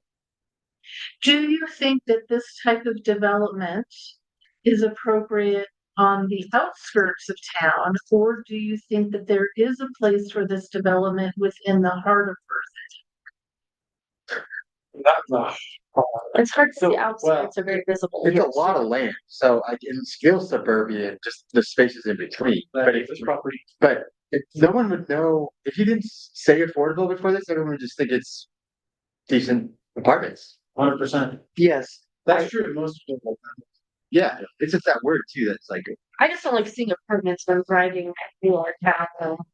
So anywhere internal that is not, What about like Josh Jones, the ones he renovated? The 2 stories right across from the laundromat? Not Josh Jones, I'm sorry, oh, but right by his lawn. sure, Those are nice. those are Historic. lovely. Yeah. Yeah, Yeah, They're that's, apartments. no, that's dreamy. So That's dreamy. this is an interesting thought too, and I've brought this up before. When you think about what is the edge of town today, would you describe Marystown as the edge of town or in the heart of town? as far as, Marystown, where is it? is It's in that the heart of now. town or edge of town? It's now in the heart. it's part When of it was built, where was it? It was definitely on the It was outside. definitely on the edge of town, right? So I think we have to also remember, and this is hard because it's a very nuanced conversation that does not translate well to public discussion. But we also have to remember that what is on the edge of town today may not be on the edge of town tomorrow. We Sure. need to look at the town as a master planned community. And does it make sense there 30 years from now is a more important question. And sometimes, not always. It has to make sense there today also, but it also has to make sense there 30 years from now. With something like Or this, 50 you years. can't be too far off of the main thoroughfares because since it's an affordable housing project, you're gonna be wanting to get to the main road to be able to catch public transportation that may or may not exist today. And Yeah. utility provision, where do you put, how affordable or attainable housing is where the utilities already are, because it's less expensive than to pull the utilities to it. And it's not just about transportation access, but also the essential services. So for affordable housing. Yeah, like I can see If you walk to the library, to the post office, to on the the west store. side.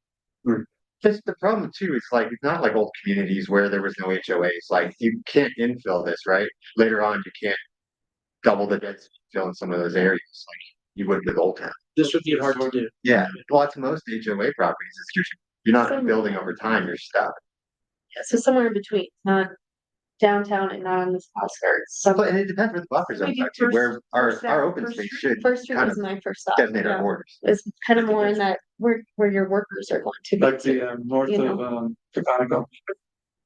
The Johnson property. Yeah, I mean, along the That would First make Street sense. corridor, there may That be would make some sense. room here. Yeah. First Street is gonna develop in a more commercial way. It'll be closer to some essential Is it services. the Johnson property? Is that what they call that big field north of? Jackson, The Yeah. Jackson property, yeah. I mean, this is the kind of project, now that's slated for commercial industrial development, but we might allow some mixed use. But like where the baseball park is up there on the north end of the 287, it's for sale. I think those are good questions. What about on the east side of First Street? You know, as. That's what I was thinking. Park, Mhm. possibly. And actually, something that's just came to mind, the difference also, because this section and the previous section were both high density.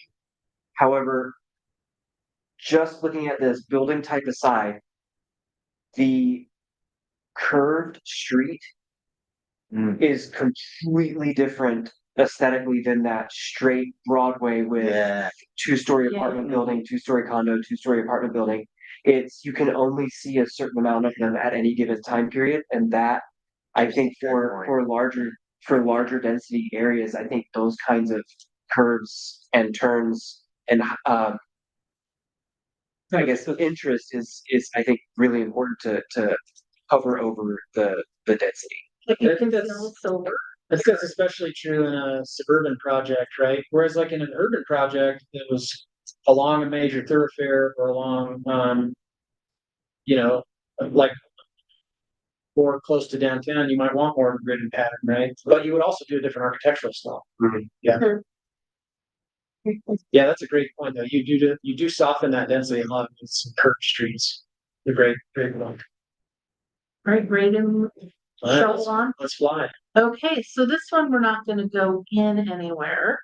But this happens to be, it's on the northwest corner of State Highway 392 and I-25. And it is an area called Fossil Creek Reservoir.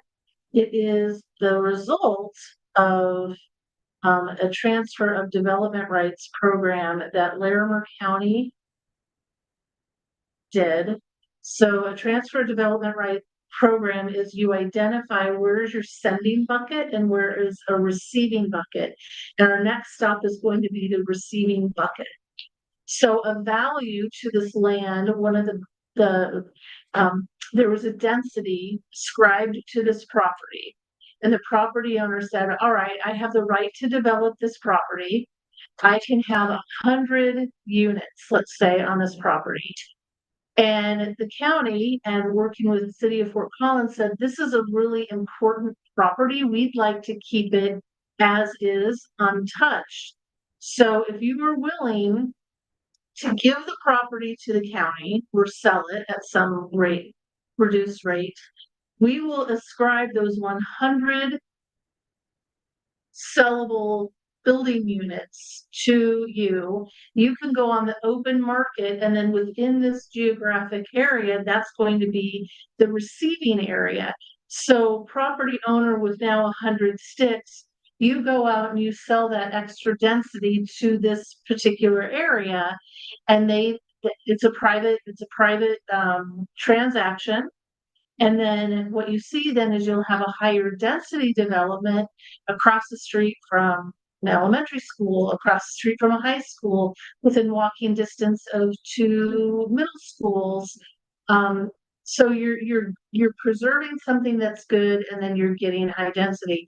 A transfer development right program might be very difficult in Berthoud because the code already allows such flexibility in densities. This is just an example of what could be done, maybe a way to preserve more open space areas. So on that point specifically, I think one of the issues I had with previous submittal was that it was next to designated open space water corridor, and they seemed not liking the comments about their density because it was within the code, right? But that kind of area, those more transitional areas between not necessarily different sections of the GMA, but ecological differences in transitional areas, that seems like this kind of thing could be tailored towards those types of properties. If you encourage lower density, you could say, hey, we really like to see lower density here because it's transitional. Can we say, take that 100 homes out of this thing, then we'll let you take that, get out of jail card free, whatever. hundred homes and put it on another lot further in. And so that would Why are we require, doing that? that would require a huge change though to our current code. So right now, our code allows that higher density in most of the zone districts. So that would require completely backing it up. Mhm. It could work in those corridors. It is a tool to be used. I just wanted to show you what was achieved. This was 20 I did years this for a ago. long time, because I remember when I was back on planning commission, they came and gave us a presentation on how they were taking really rocky land, which is undesirable to build on, but it had building rights. And they moved all the building rights from that and moved it into town where they built higher density as you. That makes so much And then they sense. kept that as open space. Yeah, So, so with our code, would that be project by project based, or would it, because we wouldn't necessarily want to say all of them. We'd have to designate a sending area. So you'd have to say properties within this area.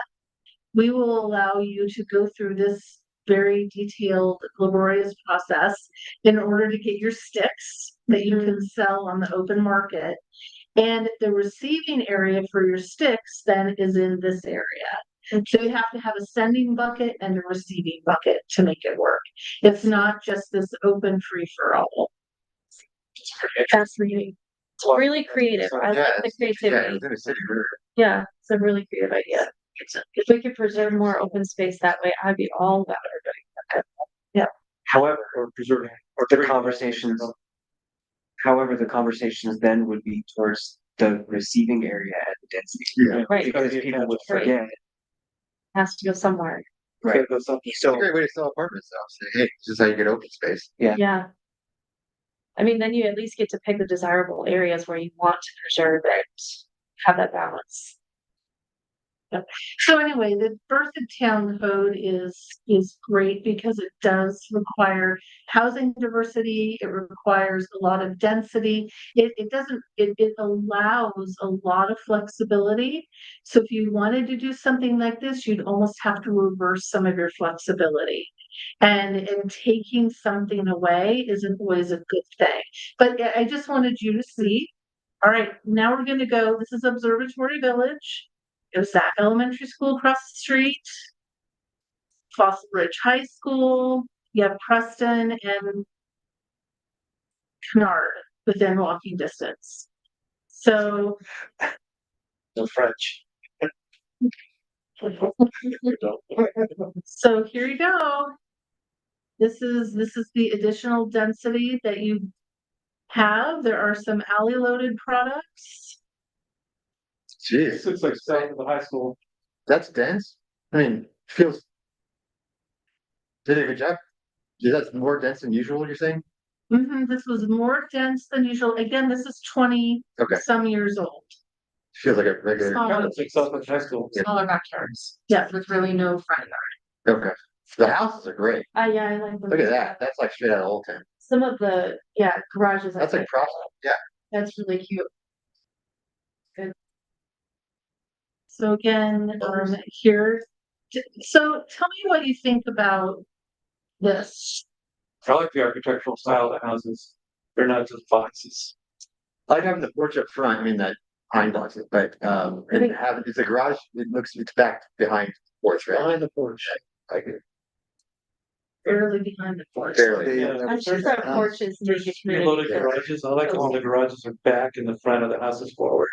Versus the garage being forward and the Mhm. porch being back. I like that I've too. got a great slide for you. That's great. Our That's code good does design. not, our code does not allow garages, that garage down the facade anymore. So It doesn't allow what? it does not allow the garage to be the dominant part of the facade. So it has to be less than half the front facade. Which means you can't build a garage forward house on a 40-foot lot because you can't, but standard two-door garage will be more than half the front. And it also has to be set back from the front of the house by, I think, 5 feet. I think it has to be set back from 5 feet, by at least 5 feet. I think is how it's worded. So we actually have some very similar architectures to this in our new subdivisions. In a lot of new subdivisions. This reminds me of the density a little bit of Mary's Farm, and I think if the architecture is lovely, the density's fine. And their street too. I was gonna say, what makes this feel very different than what you see currently in most of our subdivisions is this is a much narrower street section. So what? I love, Narrower street section, so that the width between the curb So, is much tighter than what you typically see in the vast majority of our the subdivisions that are currently being built. Those were I all like designed in the kind of the early 2000s and with big old wide streets. Yeah. So this little I street don't, has I a don't love very the wide different- streets. so could someone park a Pavement. car on each side of this road? You can, but it would be very narrow between. It the would be one way, yeah. You gotta do that. A It's fire very truck hard. might not even get through there. Yeah, Very she, farm she side would road. probably not want the narrow, Unless but it's an HOA and it's in no street parking. I think the more pavement, the less it looks attractive. And the front porches just, they're great. Yeah. I need more. We need more. This is all. So what do you- Sorry, I was just gonna say, I'm concerned about the tree lines being so skinny, because if you look at some of those trees, they're already starting to get pretty good size. Yeah, those sidewalks are gone. Will they tear up the curb and the Yeah. sidewalk? Probably. Sorry, the Yeah. tree line being so narrow. I have a concern with our current standards. Cause there's a few places like in town already that we've got narrow tree lines like that. And I almost feel, well, you brought it up, we had to move the ones over there by 7-Eleven and stuff, we had them put on the other side of the sidewalk rather than trees, remember that? I don't know. I remember you made the comment. Yeah, at 7-Eleven, when that subdivision was built, the tree line's too narrow. Yeah, And so it's not really a tree line, it's just a weird little like. Well, strip and forth I watched it strip. there, but But the trees won't fit there. there's some tree line areas that I think were without trees, and I think it's too skinny. I'd rather have to lift concrete every couple of years versus having a strip without a tree. I would agree, our current tree lawn standard is a minimum of 6 feet, I think, which is okay for a tree. It's still narrow for watering purposes.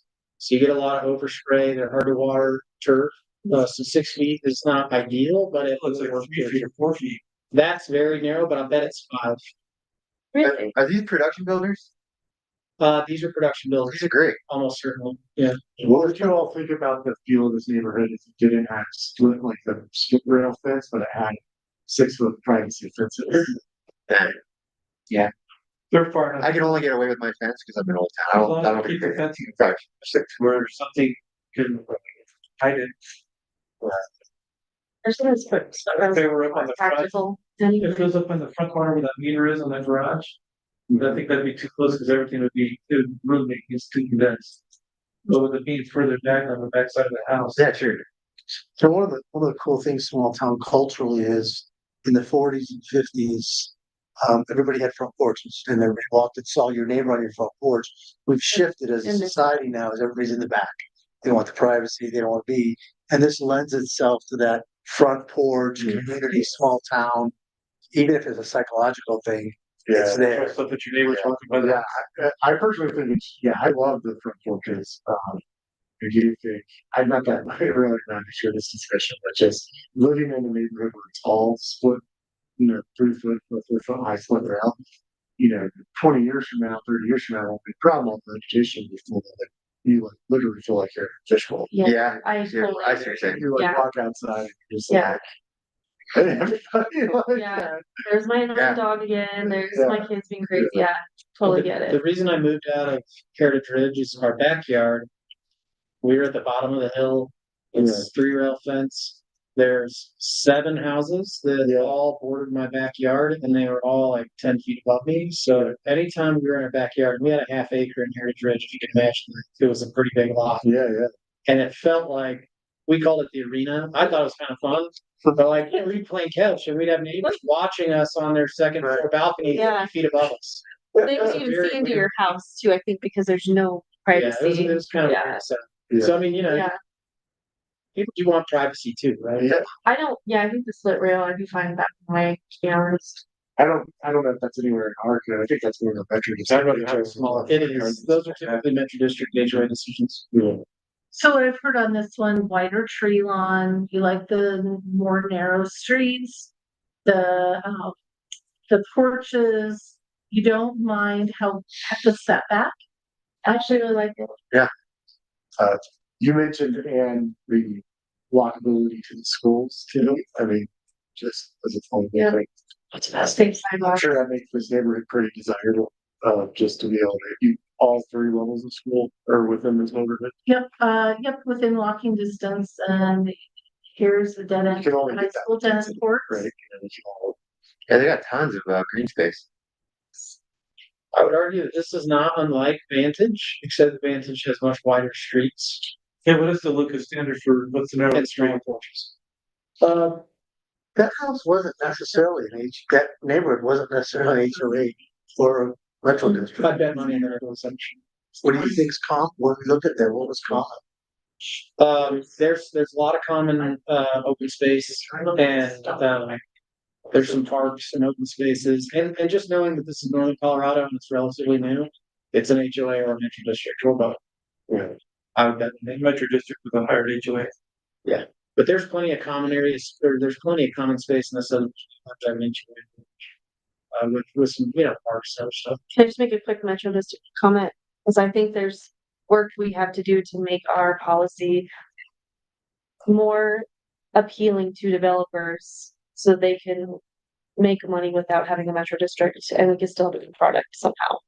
So I think our like very restrictive policy causes Metro Districts to exist. You can just pull it out and be the last place they can build.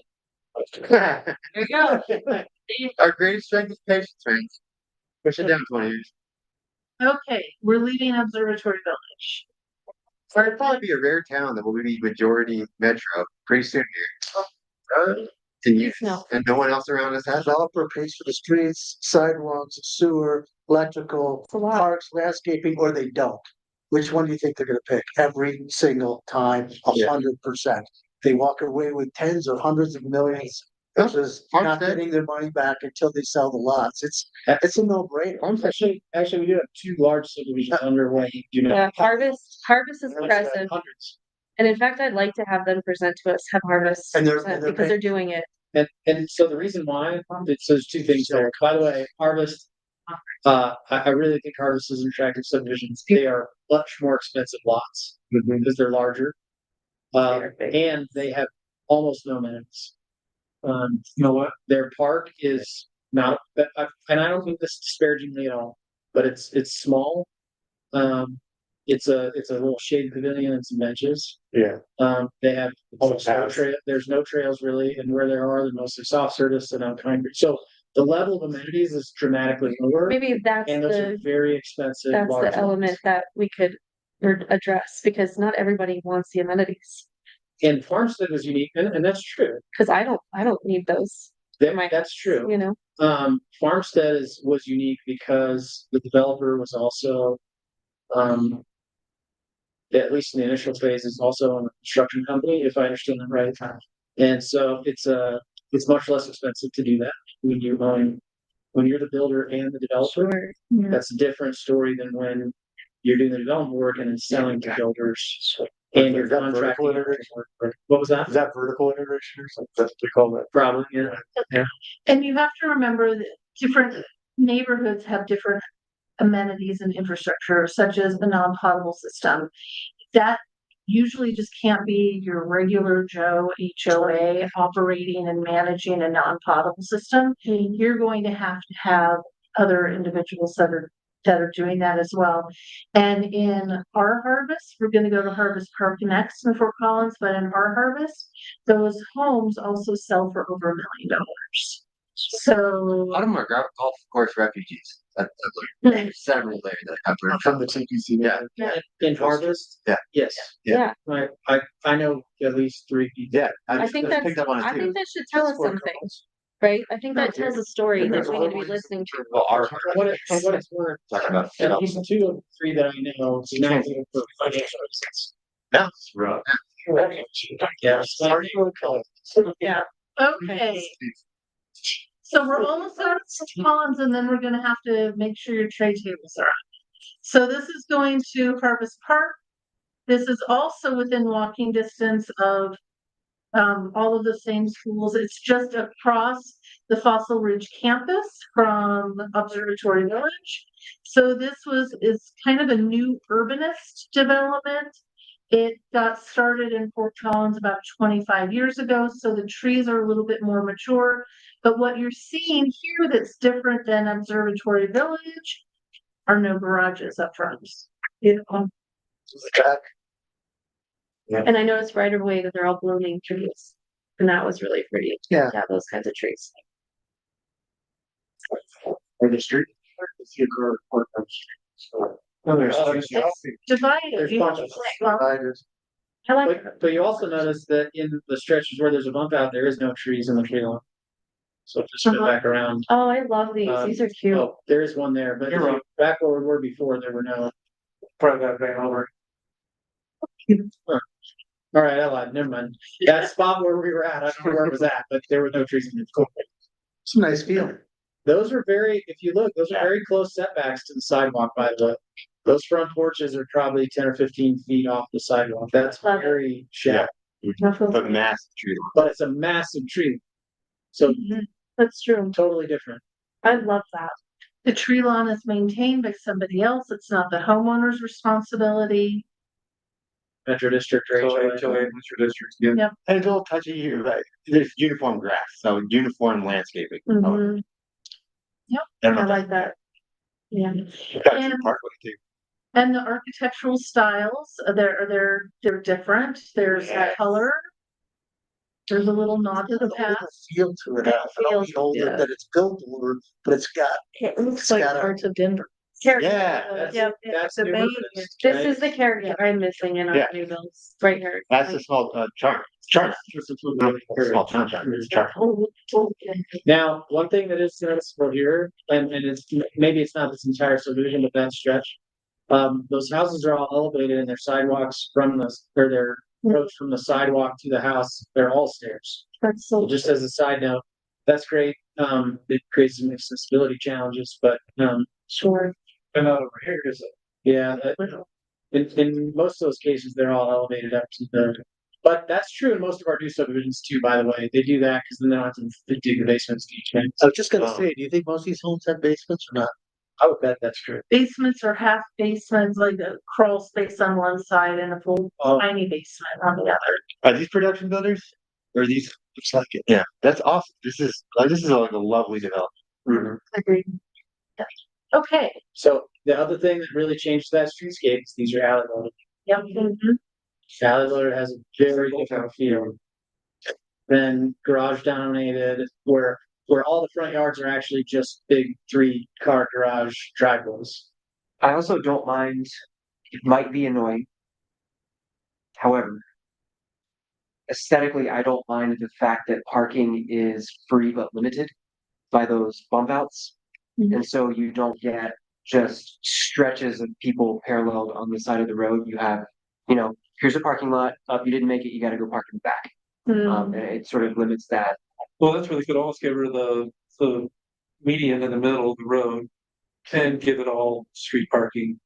Instead of doing the pop outs every so often. Also he's saying is with the street parking, it is like a stretch of Yes, the cars, street's which is super kind of how Mary's Farm is you just see the Mhm. cars If you got rid of that. median, instead of the house. You could. Bring it together and still have a large tree lawn and then allow on street parking all the way down. But I like. I don't think he likes I like that they don't allow on street parking. all the Yeah, way down. same. Then there's breaks. See, like neighborhood Yeah. commercial, this one or the last one. So. No. No. And I like the fact that the bike lane is in, Seems like blocked by they could- cars. Yeah. and stuff. Probably should help. Yeah, that's a nice one. It's very tree-ish. It's beautiful. I like all the shrubbery. Yeah, crossing is a priority, exactly. Yeah. The mature trees really help. Well, and the median helps with the pedestrians, so you're not just going across 2 lanes of traffic. You have You have opportunity to, refuge and. yeah, You can take a breather. yeah. Type flogger. None of you take flogger. Rocker. Yeah. Okay, you ready? That's a very nice God, that's dense. one, but it's very dense, yeah. It's built out. And then on your list, there's on your farthest right green column, for those that we could find, we've got the 3 to 5 leading sales prices in those neighborhoods too. Hmm. Okay, so now we're gonna go to across the street, across Harmony Road from Harvest. is you have Council Tree. So again, this is a downtown-esque.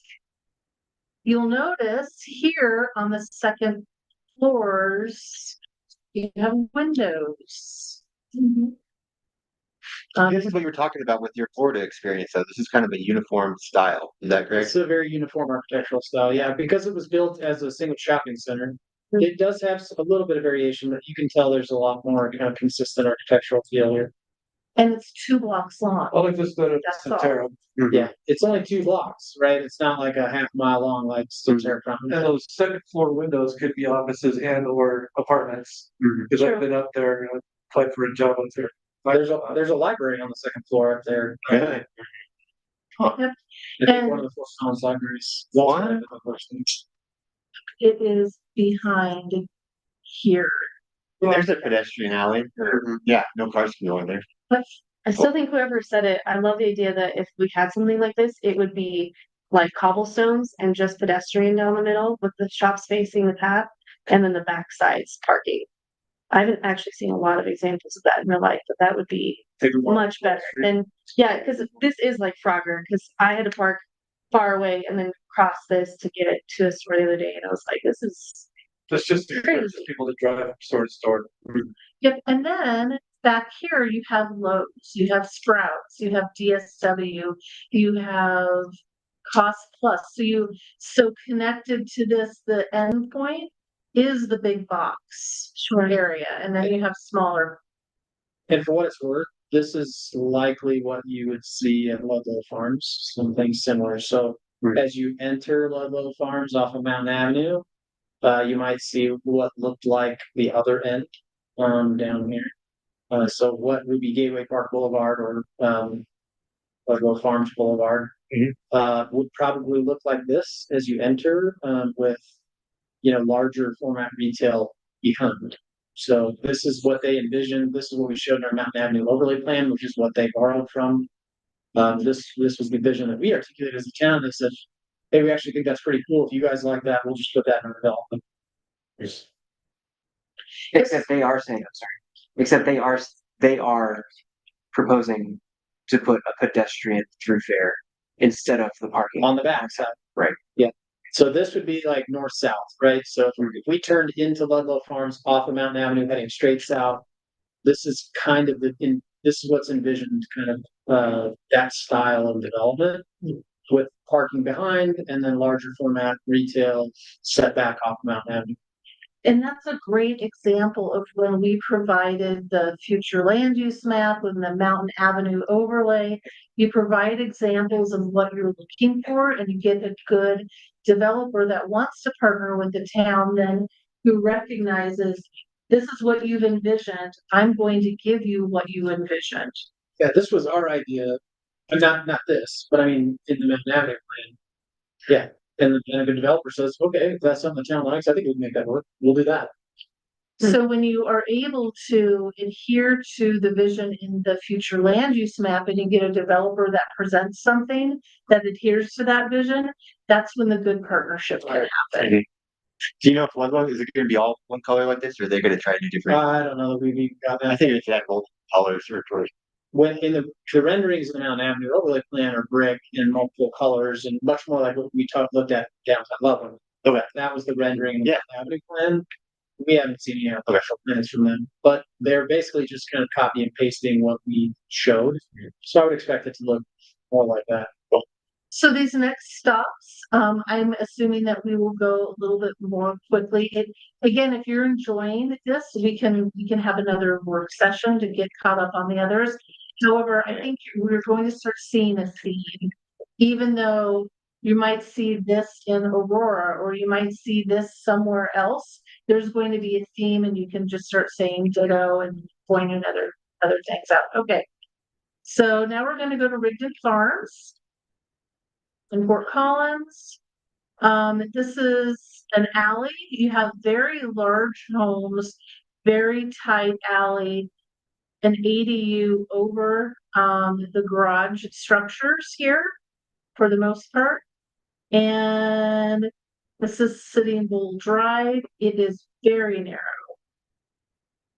And coming on up here again, close to the street, you have a street lawn, you have another kind of like that apartment building in Windsor did, where you have a friendly neighbor walk. And then you have another pedestrian walk with a buffer in between. No garages, again, they are all alley loaded.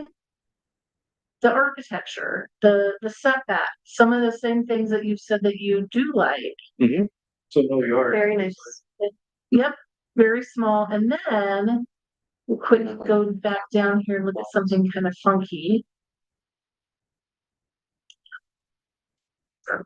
Okay. Okay, here they are. So then oftentimes you have people that don't want to front a development on a roundabout. But here in this particular development, they fronted 4, I believe, funky townhomes. I like that. Yeah, that's really cool.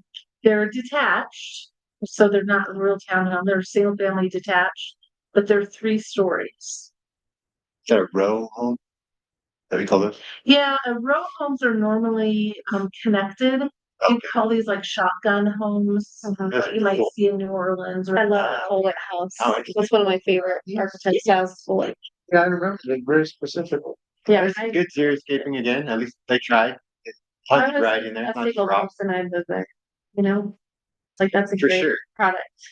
Yeah. So Get the money, I bet you those are pricey. if Yeah, these that's were true, they're big. attached and next to mount with something like this work better than a traditional apartment building or Northern Colorado apartment contemporary style would, again, it's 3 stories, but you're getting that feeling of Just talking about all. a little difference. Yeah, it feels, prior to HOA, all monotone, like it feels old. Yeah, I Like, love all the windows, diverse. the Just peaks, go real fast. the porches. Yeah. Even though they're all basically the same, they look They look different, enough color, different. yeah, And they're as unique. far as attached goes, I think that runs the risk of looking too dense again.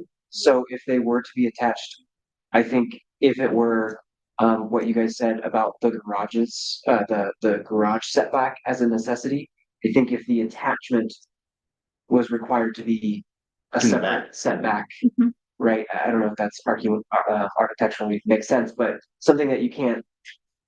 You You're can't not see the staring at a big giant wall. You're Yep. staring at the house homes. Yeah, and here they've got their garages on the Space. alley. I like that. I'm trying to understand the screen units. That is, oh, that's the house. Oh, sorry, okay. That's the whole house. So I imagine you could attach them if they were really offset. Like you it were- wasn't a straight wall, like if they had some dimension. That, I mean, it's better. You're really stretching us. Like it's like if each one of them had a 2-car garage that just attached. I see, in the back middle. or something, right? Okay, interesting. That would give it some, Because from the front you couldn't see it really, but then That's down the true. alleyway it doesn't matter. that's true. I don't know That's a if good that's point. technically called a roundabout, but that's a nice view to me. Almost feel like you have a little park, It's a roundabout. It's definitely around that. but it's not at. It's. And I love this landscaping, the shrubbery and there's no yard, like that looks gorgeous. Okay, so another The question. berm, it's kind of almost a berm, so it kind of Yes. covers it. Yeah, Yes, So these are funky. that would help a lot. These are funky, they're unique. And what if they were connected with that articulation and the different colors? What if instead of individual row houses, then what if this were an apartment complex? And you could have 3 levels of apartment buildings, Definitely But- better. but it would look like a row house. Yes. Yeah. I would argue that first floor should have a balcony as well, or a porch. Just so it's, that each one has one. Or have a 2-story unit on the bottom and a 1-story unit on top or something. Sure. But yeah, if this were an apartment complex with this aesthetic coming up to it, it's a completely different feel than the ones that were in. Was it Loveland? Windsor. Yeah, agreed. So the ones down in Longmont by the Walmart. by the Walmart, Copper, yeah, Copper Peak. It just, it doesn't look like an apartment Yeah. complex even though it is. I agree. Okay. That's fun. Thank you for showing us that. Yeah. Alrighty, now we're gonna go, this is Jessup Farm. I don't know if anybody's been there or not. Yeah. This is the original house. It's now a restaurant. You have some original agricultural buildings that have been converted, and then you have others that are created, that are new buildings that give a nod to agriculture. You've got the street lights here. So again, this is, you feel like you've entered someplace. Yeah. There's that sense of arrival. Yeah, It felt like it was a destination, wasn't it? it is. It Really? definitely is. And It it had a also, draw to it. and it also allows the entire unit to be blocked off for events. Right. And it becomes an event space. That's a You great just point. I never Close thought the about gate, that. and then the parking becomes tents or food trucks. Oh. That's cool. This whole area. I love the agricultural buildings. The fact they all look like old shops or barns is my favorite. Yeah, I A love bunch of this. outdoor seating under that pergola. And I love the white. I think it's I like that it's all tied together, but it's not. Would this be appropriate on Mountain Avenue, like at County Line Road and 56 by Farmstead? That's kind of a Brookside feel. 100%. Or, I mean, is this technically a Brookside? Is it an event area or is this a housing development? no, it's a retail project. Yeah, retail. It's all And it's shops right and next- restaurants. Yeah, by Rigdon, it's where we just were. Oh, You okay. would love it. Well, There's you ice should, cream you should go shops, check it I out. definitely will. shops, You really- restaurant. It's got- A barber shop. Yeah, yeah. All of it feels This is old pretty timey. similar to what was proposed by the Farmstead developer at the corner of 56 and. Cool. Just as a side. So the farmstead being right next to Newell Farm, this is something that could That's what I was thinking of. By Newell Farm, yeah. Take nods from get that. to 10 acres, listen to the east and all that. That would make that connect better, because when I was talking to, the folks out there, it's like they were really worried with new houses and that they're far. But this would make it. I was trying to tie this to a development. I was like, this looks, yeah, this Yeah. sounds like a development. Very similar to what Farmstead showed in their renderings. Okay, Cool. I gotta go to Jessup Farm. Okay, we're leaving Jessup Farms, you've had your coffee. Now we're gonna take a quick jaunt downtown Collins, so here we are. Again, wide streets. You also have a 4-story building on the left. Yeah, Oh, this perfect. should build so wide. Turn your wagons around. Turn the wagons around. Have they know that downtown Fort Collins is developed with Disneyland? I think all of us by now. I We've still heard this don't like 5 get it, times. but. I get it. And here's an infill project. Mhm. Not the exchange. Yeah. The exchange is awesome. It's awesome, but Yeah, I wouldn't put it downtown. I liked when we talked about this more at our Old Town. Old Town site. Hall, yeah, It exactly. just tucked, yeah. Yeah. As like a kind of cool place you stumble upon. That would be fine. So here you also, I've heard you all say the, 0 setback, close to the street, but yet still allow pedestrian access. The street trees. How do you do 0 setback when we're not talking about like a retail commercial? So we had like, Christian Brothers, is that close to a 0 setback? No. No, there's a big green space between the sidewalks. Zero setback city stars. Probably 20 foot. like. Yeah. It feels like really close. And then there's like kind of almost like we required a doorway, but now they're just putting a grill right there It's because it's not meant to be It's pedestrian back friendly. porch, yeah. So how do we control this 0? Like if we had a 0 lot line, but it was a Christian Brothers, that would be awful, but it looks great in this I situation. was gonna say the grill up on Mount Avenue is. It is, yeah. Like, it's like we require them to make it look pedestrian friendly, but they probably have no intention of raising the door. We also, because it was zoned C2 as a use by right, so Yeah. we have very little control. What we could do is force them not to allow the garages to face Mountain Avenue, so that's why we made them turn the building around. That's fine. I think all that having on the backside makes sense. My question is It's not- like, what it's if we not had good. one of those in a 0? How would the town treat this with a 0 lot line? It would just be using O'Reilly's, for example, too, where we're requiring the parking to go behind or to the side. So where the street's gonna be on Mountain Avenue, it's just gonna, your 0 lot, you're gonna be right up against Yeah, the nothing but building brick. will be closer to, you'll have the tree lawn, sidewalk, building. Yeah, so that would look pretty bad if it was In the no Berthoud frontage. West, in the Berthoud West part of the Mountain Avenue plan, you're not allowed to do zero lot line setback in the front because there's no parking on the street. And so to force a building to go right up against the sidewalk looks gross on a, what is like 120 foot wide roadway with no parking. And so like we won't allow that on the west end of town because it'll look terrible. And the Mountain Avenue plan prohibits it. But in downtown, if you were doing a redevelopment project, like let's say, I don't know, let's say you bought the old, the Bank of the West building, whatever that's called now, and you wanted to tear that down. Instead of it being like a suburban house, you might build a zero lot line just like this, more urban. Yeah. style. That would make sense. Okay, I definitely, With Ludlow, we're looking at the back of businesses. Probably so. That's, Yeah. I thought you were gonna have, you said you drive in, it'd be like that mall we just saw for Collins. it will as you head south into Ludlow. But so like, if I'm standing on Mountain Avenue looking south, right? Yeah. This way along Mountain Avenue is going to be the backs of buildings or the sides of buildings. So it could be the back or side. We will have sidewalk, we will have tree lawn, we'll have landscaping. So you'll be able to walk to those businesses, but their primary entrances will be from parking lots on the back. If I drive off of Mountain Avenue, so if I'm sitting right at Gateway Park Boulevard at that intersection, I'm facing south and I drive south into the development, it would look like that development for Collins. Okay. Does that make sense? Not on Mountain Avenue, because there is no parking on Mountain Avenue, and CDOT won't allow it. And whoever they're bringing in really want their entrance to face their parking lot. Yeah, I mean, in most cases, those are probably gonna be national retail tenants. They'll have some smaller suites that local businesses can also rent. But it'll be more like a traditional shopping center development. It'll be a mix of this you'll have this urban streetscape, or maybe more like a downtown village streetscape, not urban, as you enter the development.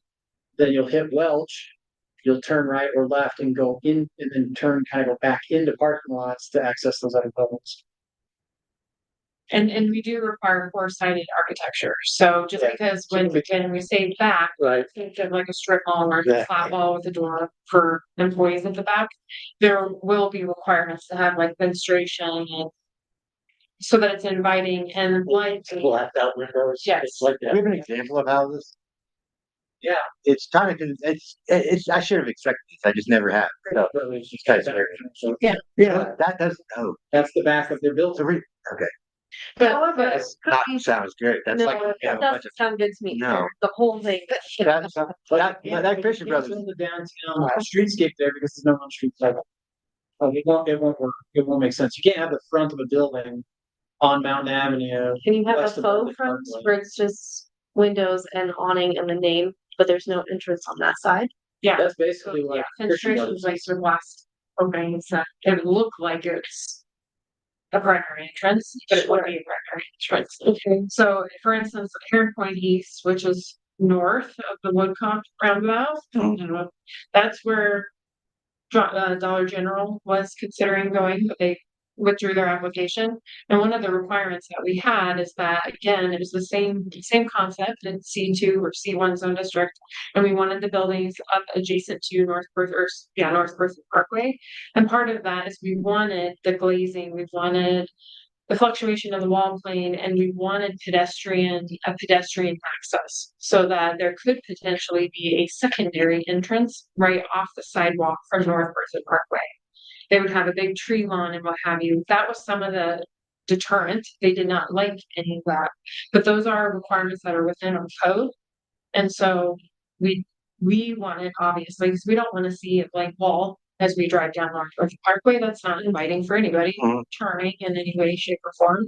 So through our architectural review already in place, we do have those things. And I would say Christian Brothers didn't capture it quite as well as they could have. Because it could be a restaurant and they want to have a glass door or a bank of windows so that people can see activity in the restaurant. Right. Their main entrance would be on the inside, however, they're trying to activate that pedestrian space. Not having a big. Left just a little.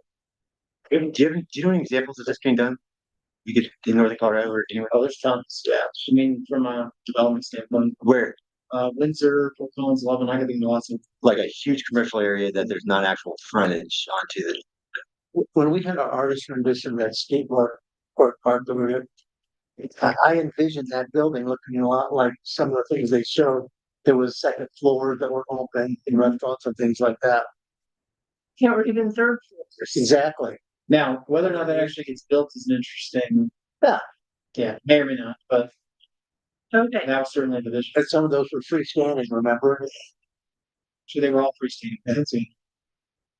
But yeah, I mean, even along College in Fort Collins, there's some large commercial development. There's some. okay, Like go ahead. the mall on College, the College side of the mall is all glass, and it seems like the storefronts, but the storefronts are actually accessed from the parking Exactly. lots kind of back. Yeah, that's a good example. Oh, this is really good, since these prices are. Okay, all right, so now we're gonna go to Harmony Cottages. This is, it is a denser development. They have alley loaded garages. This is a little parking lot. I can't get in there. Color, there's separation between the street. There's a little picket fence. Again, the common area here, everybody's front doors. What do you think of that, man? That's too close for comfort. Yeah. You know, like your neighbor's right there. That's good for affordable housing type situations, but I don't know if I want to live there. Yeah, I agree. As an affordable option, maybe for some of our workers that want to be in It's town, too dormitory. You're talking about too close to the other porch? like the front doors are really close. That's down here exactly the same as the courtyard houses we saw in our first stop. No, Yep. what's the difference there? That's like Heritage Ridge. Is that the Heritage No. Ridge too? Yeah. Yeah, same thing. The black timber builder product. No, no. Yeah, so So what I think landscaping. is different is there's no mature landscaping here. Yeah, And I think that the ones, I think they were, I think they were one like it wasn't just like, Some of them, not all of them in that neighborhood, you do actually have more linear in some cases. interesting. But I think the mature landscaping in the first example, makes a big difference. Where this is not as mature landscaping, and I do think those were single story. What if, Some of them are single story and some are two, I think, right? So, you know, if you mix and match some single story doesn't look quite as big. what if these houses were those 1.5. little cottages on the roundabout? The roundabout we saw prior, where With the five little container Shopping homes? Yeah, what if this lawn was on those homes? Those homes would work in this situation. I don't know why I don't like this one. Yeah. I don't know why it's different. I bet you a lot of it is the landscape. It's the trees. And maybe the it's architecture. the just green, which falls we, flat. a lot of this is Like, the it's grass is not- tying it together too. It's very bland architecture. This is a brand new, I mean, you can see it's under construction. Yep. This is a Habitat for Humanity project Nice. in Fort Collins. See, that is a good. Did a good It job. is. Those are all. Because that's Do you know what the- affordable. do you know what the townhouse was like probably in Huron Lakes? Oh, yeah. Does that do anything for you? I wonder why you're asking me this. I'm sorry. Must be really opinionated tonight. I'm sorry. I think they are nice, but they're also very generic with like the Colorado aesthetics. Same kind of colors, same kind of medium. It's, you know, it doesn't feel like perfect, but it goes with DPC. So I think they look pretty nice, though. They're not like. they are nice. They are very nice. The one by, Very expensive. Did you drive So it? it should Yeah, I be- like to do that. Yeah, it's some It's of delivered things, to one to we have to remember, we can't replicate history and create false history. We have to embrace some of the new architectural materials while still identifying what makes us birthday. Sure. So it's that tough balance. Right. Not to challenge you, but Mary's Farm, I thought was so interesting when I first moved here, because I thought that was So original where is it? to Berthage, and it's definitely not. Like, and so that really, I was impressed by how they made that feel like it was always here, even though it's fairly new. So that makes me think of what we can do. You drive through Mary's Farm on Street View, back when the trees were a lot smaller. You'd be surprised how different it is. Sure. Oh, sure, but that's a good, that's the What? difference, that's good building materials too. Those are brick. Yeah. And they have. Oh, they are? They're Yeah. alley loaded, so it has a much more traditional feel. Yeah. They didn't actually even require alleys, that was like one of their ways to try to make it affordable when you got to add it in later, I think. There's also one of the things that people were opposed to mission, and it's not Yeah. That cracks me up. high density garbage. Yep, that cracks me up. Okay, are you ready to fasten your seatbelts and put your tray tables in their upright Airport. positions? I Does know. anybody need a bio break? Yes, please. All right, Good time. What time you wanna go to, because we could be going to. You wanna do 9:30? Yeah, it really makes sense. I like that you're around here. This is definitely my weak point. I'm just talking about architecture. I mean, I like, yeah, it's just. It's all, what? Okay. I have been, yeah, they are, they're being like, oh, you just. Or I have, yeah, no, they didn't share the rate, I mean, yes, absolutely. Okay, folks, I wanted to introduce myself really quick and then I'll head out because I'm not much good to you in here. My name is Josiah Thiemann. I'm the acting lieutenant over the contract towns right now. So we're at Wellington, Timoth, and Essex Park.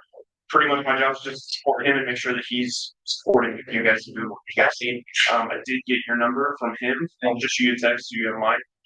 I'm also the SWAT sergeant over at the sheriff's office. My job is planning on missions, doing stuff like that. So if I have work in your town, I'll shoot you a text if he's not there. But I just wanted to show my face so you know who I am. You're not weirdos. The planning set. That's great. So absolutely. My role is always, it's gonna be on the news, I like to. Absolutely. Yeah, I think the text I just sent. Hey, it's where they do like, oh, That's it. don't wear your string shirts, Chris. You know, they must be so she says, Jeff. All right, thank you. Have a nice. Thanks to see you. Don't bust up one or two bad. No. Yeah, right. Sure. Yeah, the first time I met with the lieutenant, when I first started here, he's like, when do you want me to call you? I'm like, if it's gonna be on the news, I want it. Otherwise, you can tell me tomorrow.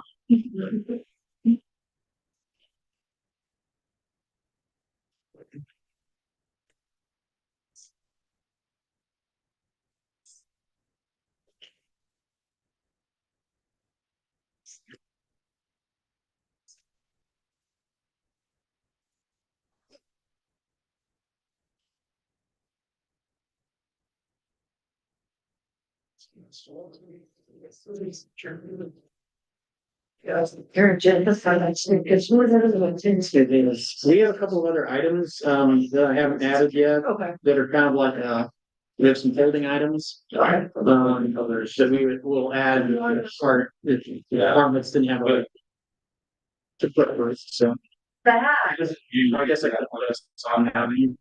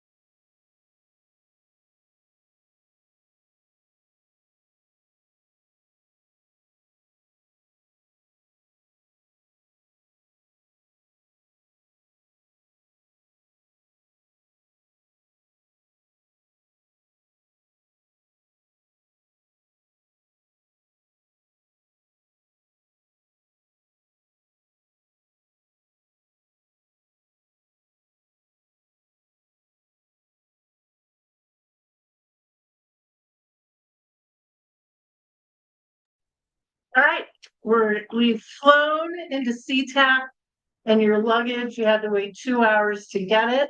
And we're crossing the bridge, going to Bainbridge Island. That's what BHA.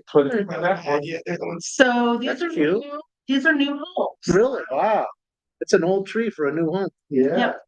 And, so you have white picket fence, it's picket fence, that's hiding the grass that's dormant in July. Yep. Love it. So these are pretty large setbacks. It is attached sidewalk. You know, I don't mind the attached sidewalk with the designated bike lane. It's the attached sidewalks that are parking and driving that seems to be the problem. it's a good point. That's pretty old shrubbery around these. How, these can't be that. Attached are great too, like, I hate to admit it, I'm not happy that I lost my detached sidewalk, but it's great for downtown for people needing that park lot to get in and out for events. Because you're not crossing the tree line. Humid climate. Yeah. And I heard from, code enforcement that we have no state law that you can't park on a bike lane. So we can't get people on Spartans. So could someone legally park here and we couldn't tell them to leave? I think if it's designated as no parking with signage, you can park it all. Just said that, like, we have nothing to say that you can't park in a bike lane. We'll sync up and find out. You have to park somewhere. Yeah. But it would Yeah, be great if it we'll wasn't sync up there. and find out. But Were there any concern before it was at the high school, which now site better? it's, yeah, signed in. Just signing. Okay. So, and again, they don't irrigate because 10 months out of the year it rains. And honestly, the grass just goes dormant in July and August and then there it is. But these are very dense. I mean, those are 5 feet apart, 10 feet apart. They look little, like, Yeah, dude. Smaller. like 900, 1100 They square. look old though. Big old porch. Yeah, I like that. Look, this is not too dissimilar from the Mission Home. That's what I was, it's very. I like the fence that kind of gives it some sense of privacy, you know. And it can be from the sixties. It's got that look to it. It's got an old feel. Not close to me. Even the 20s. Yeah, no, exactly. Steel roof. I think this is where homes are going for future families with the cost of living. Like even with my I feel so children bad and about my children, fences. this is gonna be more Grand Lac did affordable it, for so them I'm than not what gonna we get live rid of in. it because they're great You for know, me, but they look so awful. First house, right? You'll move from an apartment to a house like this probably, and then you'll have your kind of first move up that you go to traditional suburban. Sure. Whereas I think, even 20-25 years ago, your first house might have been a smaller, but a traditional suburban thing. Sure. That's less common today. So what about these like on a courtyard? On a roundabout? Or, What do you mean by courtyard? Yeah. For the The courtyard, courtyard they face each other. yeah, where they're Oh. facing each other, kind of like that Loveland and This is the type the. of housing I'd see at my favorite. I would, as much as I like that, I would like seeing these from the street as well. Like when we talked about the neighborhood that's gonna be east of our First Street roundabout and how it's gonna extend Mountain Avenue. I would love to see more quaint houses like this facing our streets as well. Just because that looks like a town I wanna drive through and live in, if I see stuff like that. I do think that the bigger setback from the street helps. The challenge with dense product like this is that a developer or builder, with really dense product, you typically get a smaller front yard. Now in Spartan, they're set back a little bit off the street. They have a little 2-rail fence, a lot at the front. The newer cottages, those are 12, 13 square feet. Can we They're put these in more front of modern the though? architectural style, but they're not Seriously, too something. dissimilar from this. This could also be another way to use that. We've seen it a couple times where there was a double sidewalk. You could have, I think you said like the neighborly sidewalk and then the pedestrian sidewalk. Whereas this seems, because I mean, those are front yards, but they're not separated front yards, so it kind of is like public Sure. space. Yeah. But that might be something that developers could add to those higher density areas is just, their pocket parks could be in front of the houses instead of off to the side or in between the different sections. That's true. One thing that's nice about, that's a good point. But one thing that's nice about the attached sidewalk here is that you get a bigger front yard. So on Spartan, we have a tree lawn, a sidewalk, and then their front yard. And so while the setback actually from the curb is probably pretty similar, it feels a lot smaller because there's a tree lawn in front of it. So and those front yards then feel very small. When in reality, the distance from the curb is probably not that similar to this. So that's just something to think about with attached sidewalk is that you get a bigger front yard. I'd love to see more If it's fenced- fencing if like it's that fenced in, too, Makes sense. because I think that makes it feel more cozy. What makes Well, more it just The adds, fencing it in the just adds front, depth, yeah, right? Yep. And it's not doing anything, it's a three Right. fence, but it just adds that feel of. it does. But it is really nice too with the evergreen shrub. And that's Yes. yellow, then you see the fence behind it, and you see the trees behind that. Yeah, I'd love to see that here. These are tight. It's nicely laid out. Okay. Oh, where are we going next? Let's see, I think we're going south now. There you go, Chris. This will be the first time I've ever looked at. I want to see Taft Chris's Street. house. Where's the one you built? That we were gonna look at that? It's not on this map, but I should.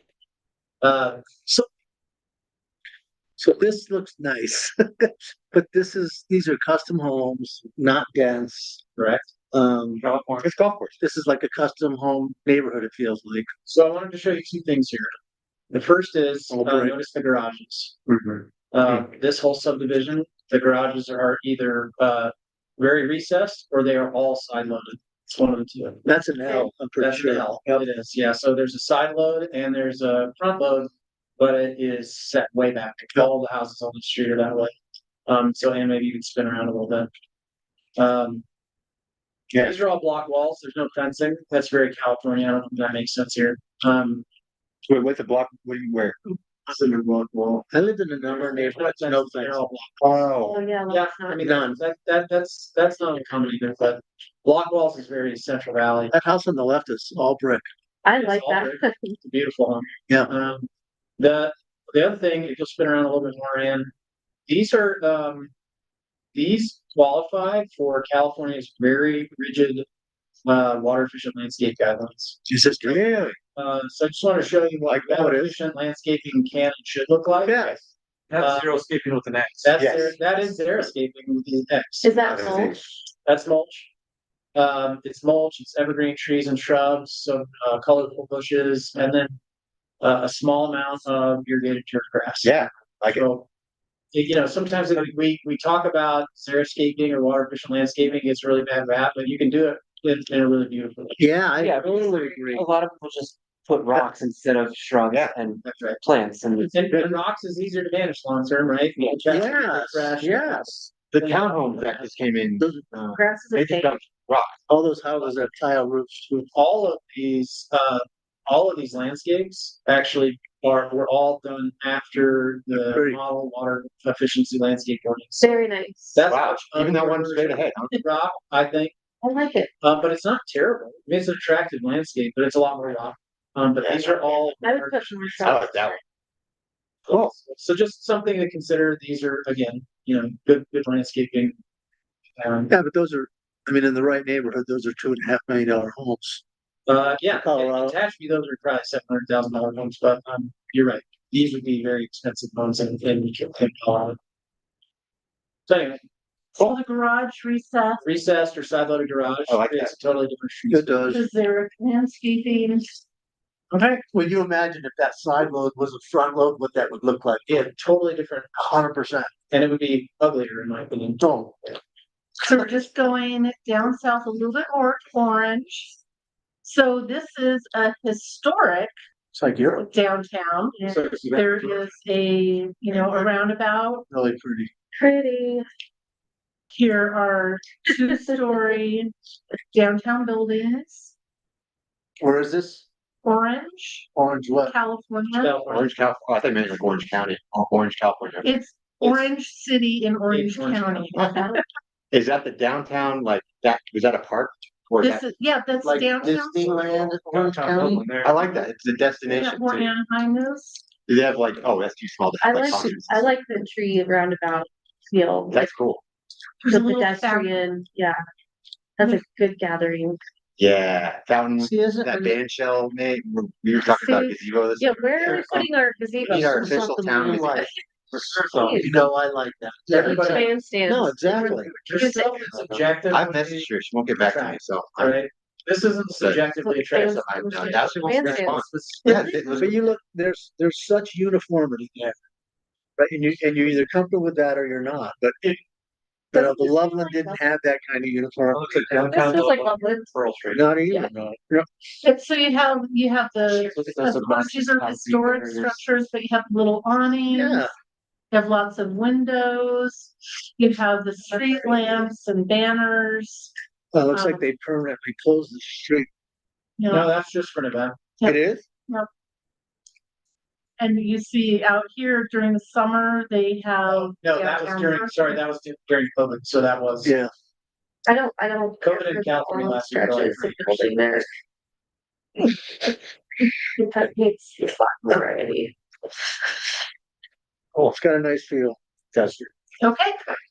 All right, we're gonna leave orange, Really nice, yeah. and now we're gonna go to Daybreak. South Jordan, Utah. Nice. All right, everybody, let's hear it. Fourth, and there's like a house just like on Fourth Street. I just want to point out, this is 100% brand new subdivision. All of this was built in the last 15 years. Where is it? This is in South Jordan, Utah. It's an enormous master plan community called Daybreak. Oh. I picked this because it's the same design team that's doing the Turion development. It's so diverse. Isn't this owned by the Mormon Church? Isn't it owned by LDS? No. This isn't. There's a big, LDS temple there and all kinds of stuff. But this is just It's a cute little house. what's really nice, obviously the architecture, That is awesome. and then the traditional garage is set at the back of. Yeah, Yes, it's a little And house. it's- Single lane those garage. old fashioned driveways too with the, yeah, Single lane driveway. yeah, single lane, yeah. That's cool. And I like that the driveway is split, so in some of these yards, there's actually grass in the middle. and Yeah, some rocks. That's like our That's neighbors too. They got rid of it. I have it and I don't make it. It's like a weed patch because But it's so hard to imagine if maintain. this house was just a square little house, right? Yeah, that makes sense. Same house, same floor plan, same everything, but the different look just by what they did aesthetically with the architecture in the front of it. It's a whole different looking house. Kind of like computers. Just start up. Yeah, I can see this working across the highway. As a unique. You can see it's a very narrow streetscape, but it's just a very traditional Crisp and suburban, clean. very traditional suburban cross section though. yes. Yeah. Because the garages are set way back off the street. Now, this Daybreak subdivision, we could have spent our entire tour here because they have every kind of development style you can imagine. Yeah. So there's a drug deal going down. That's okay. Yeah, Yeah. G3 X. Sure, this These neighborhood. But Yeah. That one's got rock between it. there's courtyard homes here. There is like 5-story, dense commercial mixed use. There is traditional detached single family suburban. There's pretty much everything you can imagine in this subdivision. like this. Or in this development, and it's huge. I mean, this development, I think is like. I'm glad Turion It's like Do you, almost do you restaurant. feel Ludlow's gonna have this type of feel to it? I don't think Ludlow will have this kind of character. You Now, know, I think it will be similar, but I don't think that we'll see the architectural diversity in Ludlow that you see. I don't see a lot of houses repeating themselves on this, which is Yeah. nice. That is new. What's our requirement every 4? Every third. Is that And- 3 houses? So there has to be 1 house and then 3 houses in between, or 1 house and then 2 houses? And then the. Every catty fourth one? corner Every second. that would be every other one? No. So 1, there's 2, 1. Okay, There's 2 in between. okay. And then it can't be catty corner either. This is a much larger alley loaded courtyard style home. In terms of the space, right? So like May, you mentioned before that other space felt very small. This is a much larger communal open space that serves as kind of a pocket park for the entire subdivision, not just those homes. It's like, is it Gateway has a couple of these that are like bigger lawns in between? Gateway doesn't, but PU does. I think the Central Park's gonna feel cool.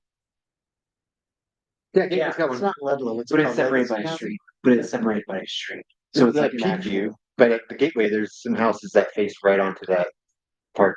Oh, that's true. Yeah, on the south end. The delivery room, it's a nightmare. It's free, but there's There no are- community parks that walk past it. There are some, like this in Pickle Farm too. Right next to the new Pickle Park, a lot of those homes on the west side of Pickle Farms front right onto the park. So there's a long sidewalk like this, and then it's just right into the park. They're really attractive. Those So- are construction. Since no two homes really look alike in this, how likely is a developer gonna be to pick that up in a project? 'Cause Well, it's it's a heavy traditional architecture. So again, this was a master plan development. Multiple buildings. I don't think these are custom homes. They're not. These are No. merchant builders Yeah. who, created unique architecture for this project. Now, Hmm. again, this project is like 4 square miles. It's Yeah. like twice the Wow. size of Turin. It's massive. Wow. Huh. And so I think builders here, it's also a very densely developed area south of Salt Lake. So there's very little open land to develop. So Oh, builders wanted to be in this development. Mhm. And that's a challenge where we may not be able to overcome quite as easily. Right. Specifically also, As I understand it, I think they got the water for this on, from an industrial water user needed to get rid of the water. Oh, For nice. various reasons, so I think. so sketchy. Yeah. No, they just. Brine from the Salt Lake. No, it's not, but they just, they. Yeah, that would be good on the yards. There's a bunch of mining companies in Utah, Oh. yeah, and so they were able, I think they got a pretty good deal with the water, which I think trickled through the economics of the development. And is this all built with Metro? Not that it was like. I don't know. I don't know if Utah has. I've heard of They probably have similar. But with that kind of common, it's gotta be at least homeowner, so. Oh, there's 1,000%. HOA. Yeah. HOA, you can get rid of. The residents control it. I would bet money that there is a taxing entity that helps fund the construction. I don't know for certain. We can find out. I'm curious. I'd be curious too. But it's a big enough project. It's highlighted. That Okay. was like. I mean, I'll just show you. Look at that, Dan. Please switch maps quickly. Sorry. Oh, can you go back? No, yeah, I'm going back, we're flying backwards. Just for context, I mean, like, which is jarring. Back to the, Where do you want me to go? just back to the Google, the story board. The story map. Oh, we're still in Austin. Listen back to this stuff.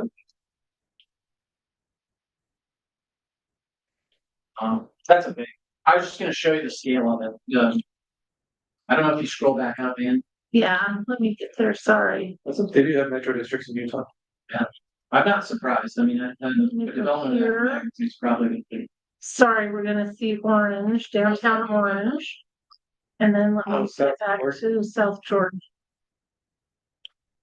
Oh my goodness gracious, I am so sorry. Sorry, I should have just let us go. No. Now we're in space. Yeah. Exactly.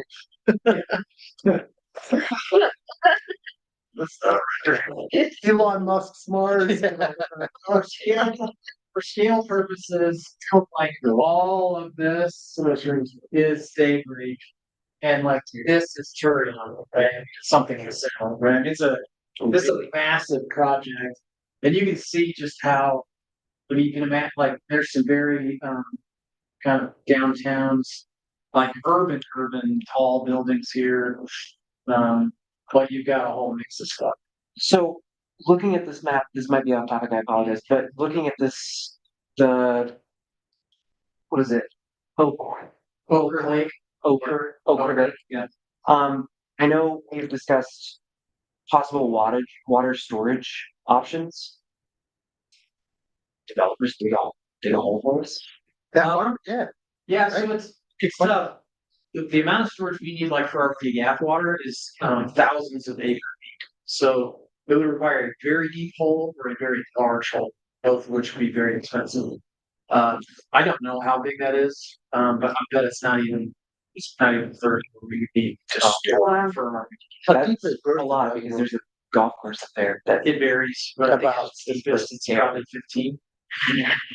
Might be 20. If we had a good gravel reserve, if we had a better river system, we could get gravel mining companies to come in and mine that, line the line for storage, That's a real good point. but we don't. So we can't. Just really good for child. Yeah, there, maybe. But we can't. All right, so zooming on down to Rose Rock Avenue in Austin, Texas. So this is a new, multi-story Yeah. buildings with commercial on the first floor. This is new. However, May, you were mentioning, that 24-hour use of a building, which is the smartest way to build a building because you've got people who are either working here or they're working elsewhere. Then you have others coming in to shop and dine, and then the tenants are coming back and they're going to be frequenting the restaurants and the commercial space, but also they're living there. Minneapolis has done a ton of that with lofts, with old manufacturing buildings with the commercial again on the bottom, and they're beautiful. I would argue that this probably doesn't feel like anywhere in Berthoud proper. I wouldn't put it anywhere Berthoud I except think maybe Turion. East I-25. That's what I was thinking. Out by Okay. out of Turion, I wouldn't. I think this would make a lot of sense by Turion. So, Yeah, out on the north side, even Yep. right up the right up by. northeast. Yep. Honestly, Well, the and they more, do have a village plan that would be very similar to this. So I wanted to show you that because this is probably not too dissimilar from what you might see in their higher density Sure. village at the north end. I'd rather see a bunch of this than a bunch of single family houses. Yes. Because more commercial is gonna be more sustainable, more economically viable. And I think the single family houses is gonna change the dynamic of That Berthoud. feels like a Too. high populated. It is very highly dense. Yeah. That is it. This is one of the biggest booming areas of Northwest Austin. Or Boston. But Texas is just. yeah, I mean, all of Austin's crazy, but Texas is a little, but Austin's weird. Yeah, it is weird in a cool way. Just remember though that Turion is 2 square miles, and so you're not gonna see 2 square miles of this. So it'd be That'd be 200,000. It'd be 200,000 people. Not that much. It'd be a lot. I just like it because it has commercial attached But to yeah. it. So we need That more kind of mixed commercial. use is still pretty cool. Yep, and there's some bump out for parking. You have some green areas at the corner. You've got a tree lawn area. All right. So buckle up, buttercups. To that point as well, those tree lawns were vertical as well. Yes. Yep. They're going to Houston, Texas. This is a different residential product. It's larger homes, but you also, so there's no sidewalk. The garages are in the back. This is Houston to the max. This is They'll do that. lots of most of the older subdivisions in Texas, just like Fourth largest city in the United States. Yeah. Houston's huge. This is technically not Houston. This is an area called Cypress, Cypress Road. But again, what I think is kind of unique here is there's no room for on-street parking. If you park on both sides of the road, it becomes a single lane. There's no sidewalks. Be a very generous driveways. Can't walk into Texas. It's too hot. Yeah. But what's funny is people walk in this neighborhood a lot. Yeah. I know because my parents used to live here. That's why I'm familiar with this neighborhood. But they walk in the street and they walk everywhere, and it doesn't stop anybody from walking. They just walk. No, that's a very good thing to do, walking in the street. So, but Especially like 18 again, or so. detached garages, rear of the house, either single or maybe a 1.5 lane drive. It has a nice traditional feel to it. It does not feel. It feels suburban, but in a kind of older way. Yeah. It's like an upscale Size yards, suburban, which I like. good space between the houses. We don't But have a lot again, of if products. these like were all that. garage dominated facades, they would feel very different. Yes. It's funny you mentioned about walking in the streets. There's a neighborhood that some friends live in with Fort Collins. I think it's called Was that Mosaic? it's not Mosaic. It's a pretty old neighborhood. It's a country called the States, I think. And yeah, there's people walking all over the place. I mean, it doesn't really seem unsafe. They're pretty wide streets up there, but yeah, Pretty untraveled area. yeah, there's really major thoroughfares over there, so Yeah, unless you live there. Just neighborhood yeah, traffic. but there's just, dog walkers similar.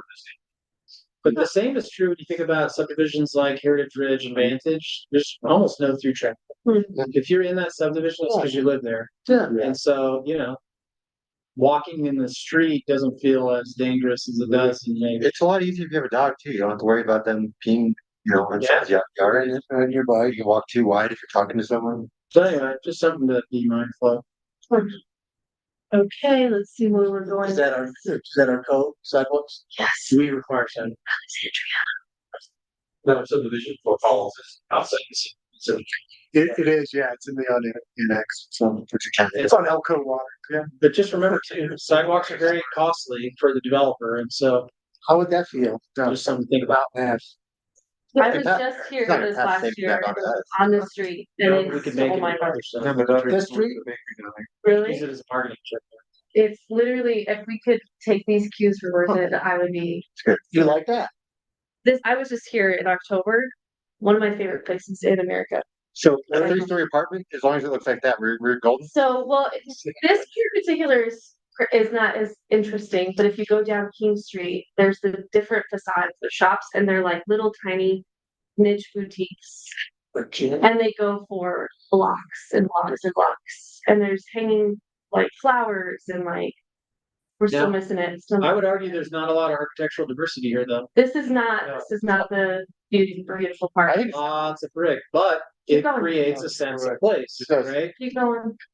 And so, much like Miami and South Beach, where it was all We're the getting same closer. architecture, Yeah. it has a very unique sense of place. This is a little bit more like as you get closer Like a to the college water, campus. it Every feels one of like those have- very Every coastal, building but is That's, very that's a old. nice Yeah. look. No, this is the pretty Almost part. feels European. Yeah. I was gonna say, it feels And kind of Caribbean. The outside of the buildings have actual like fire lanterns on the facades. Like oil lamp. Yeah, like oil lamps. And so this is That's this is traditional architecture for that region of the country. Right. So pretty. How consistent it is. Now, those are all three, every one of those facades, with the exception of the one closest to the corner, is all 3-story. I But like it still the, feels yeah. quaint, does it not? Yep. you get the trees in place. That's Very all. nice. How much do large trees? Right? Can we just, but they're still from Alexandria. No trick. There's activated pedestrian space with the Yeah. umbrellas and the bump outs. That's There's nice. lots of windows on the front, first floor. Colors. It just felt so lively. It felt old I world, had you filled know, out all like that on all of us. everybody was out and there was music at different places that you could hear. Like it just felt I'll alive. bet you that did not look like that before the pandemic. Oh my gosh. I'll there's bet a you fourth anything it story. did not. And then it was like, it worked. Did you catch that? No horror stories. And There's a fourth story building. This. It's They made adorable. that fourth floor Small obvious. town, look. Italian name. I think they popped the top of it, just I've got, Yes. That popped out. I've got it. I love it, Five Guys, that sounds fantastic. Oh, yeah. There is five guys. I mean, if you gotta walk up to a fourth story. But there's something about like the cobblestone sidewalks and Yeah. the old lanterns and each, little shop has its own awning and the pedestrian That's cool. places. It to feels sit. kind of southern. I guess Virginia's technically the south. but- Yeah, Architectural. unique architecture, lots of smaller boutiques, so you could have all kinds of different vendors. If you see it in a movie, within half a second, you go French Quarter. I mean, you just, it's got For such. some reason, only one car. South Beach, just. Do they not allow them? Because most of the parking spaces Yeah, I are don't think taken you up could on park the. out there. the It's patio just like settings. drop offs. Okay, someone's just dropping it. Oh, maybe it's just driving too. So the architecture, the signage, the awnings, all of this it is organic to the north south. I do feel like our block from the City Star block on both sides, it reminded me of that. Kind of the Western meets Old World. Like that's kind of what captures that little area of Berthoud that I feel like we could replicate. And I mean, I like the idea of having commercial and dispersed in some of the residential, but I also like the idea of having like congruous strip of shopping where people are like just it's lively and active and And it's, you know, vibrant all times Berthoud of could day. look like That's that. where I'm That's really not looking that at. It could. big of a stretch. Right, that's kind of the thing. Remake the work. The city started it and they redid Yeah, the storefront, made it look the way it is today. it's like modern They have vintage. the money It's left great. over for the drugstore to, maybe, We've already talked about it, Sucker. cool. But that, as an aside, I think that building that you can see the brick on the left, I think that's 4 stories or 3.5, right? Yeah. That might be 5. What were you gonna say, Sean? I was gonna say, I think this is worthy of, Gonna be- talking architectural styles, obviously, you're 100 years prior to what we have built for stuff with Alexandria. Yeah. Colonial styles, federal styles, that kind of thing, whereas, a lot of the stuff out here is more kind of simplified American styles that are kind of blended from those earlier styles. But you've also got Prairie and Crafts from Foursquare kind of coming to the forefront, which really makes it where it was at. So, well, yeah, and also a lot of it is very simplified versions of that because it's a frontier thing. And this is one of those things where I'd be curious where you guys think. I hesitate to latch on to any specific styles that have like a cohesive feel. We are kind of an amalgamation of the past 150 years, which kind of gives some flavor and textures to it. But you can certainly go that direction. I don't know if we could want to, a place like San Diego, Mexico, and it has a feel. You don't want to diverge. And I think that works for us really well, but I don't know if you want to go that route. I'd be curious, like, you guys feel like there is like a cohesive style that unites things because I don't feel that there's other than regional materials. For conversation, oh, sorry. Go ahead. I was just gonna say, cause Brett alluded the same thing, that Berthoud has very, like, all over the map kind of styles, but when you talk to the citizens, what is it that drew them here? It was the old fashioned charm. It was the small town agricultural. The City Star really ignited a lot of our downtown because they keyed off on a modern take on historic architecture downtown. So it's like modernizing the history that's there, but capturing it. And I think, like, even when people talk about we look like a Norman Rockwell painting or Mayberry or a Hallmark movie, that's what they came here for. And so how do we capture that feeling about Berthoud? Because it's the hodgepodge, that's not why they love it here. And so how do we take that hodgepodge and make it feel more like that quaint small town that everyone really loves and cherishes, that we're losing quickly? That's kind of where my heart goes toward. I think that is why we want to do a walking tour of downtown. Exactly. I think, there are parts of downtown that I think are exactly what you described, and parts that have some, in my opinion.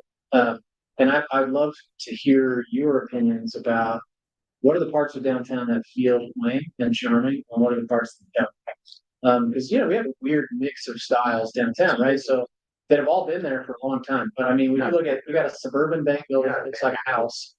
You got an old house converted into a Mexican restaurant. A block away, you got a single wide trailer that's a really cute kid store. Next to a beautiful old restored home. That's a dentist. But then you got this like 80s stone, physical therapy building. Yeah, That I mean, we got some afterthoughts and You some walk- really well thought out. Yeah. when you walk 3 blocks, there's Zoller about Barrel? 30 different styles. City Star, the Zoller Barrel, isn't that wood on the front?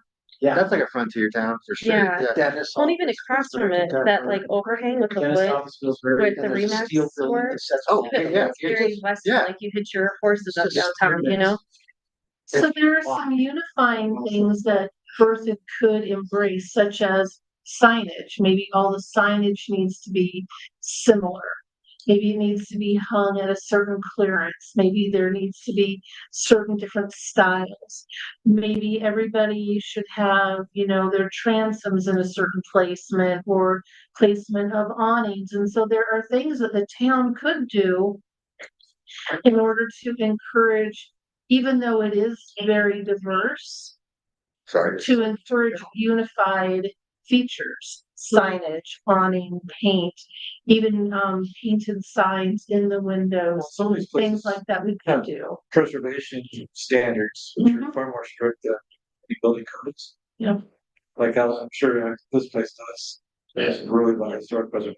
But we'll have I a would- block, we'll have a block and it's like this. It's nice, it's flush, there's little restaurants and you go, oh, that's quaint. And then you have old steel rusty buildings, across the street. We don't have the glue that brings it all together. We have pieces of awesome, pieces of quaint, pieces of small town. And then Right. quite frankly, we have garbage Right. and I that's, think that's it where, pulls down the nice, the quaint, the small town. I mean, and I'm just pontificating here, but we could buy the piece of junk, the town could, sell it to a developer, show them how we want it, make them conform to the stuff that's around it.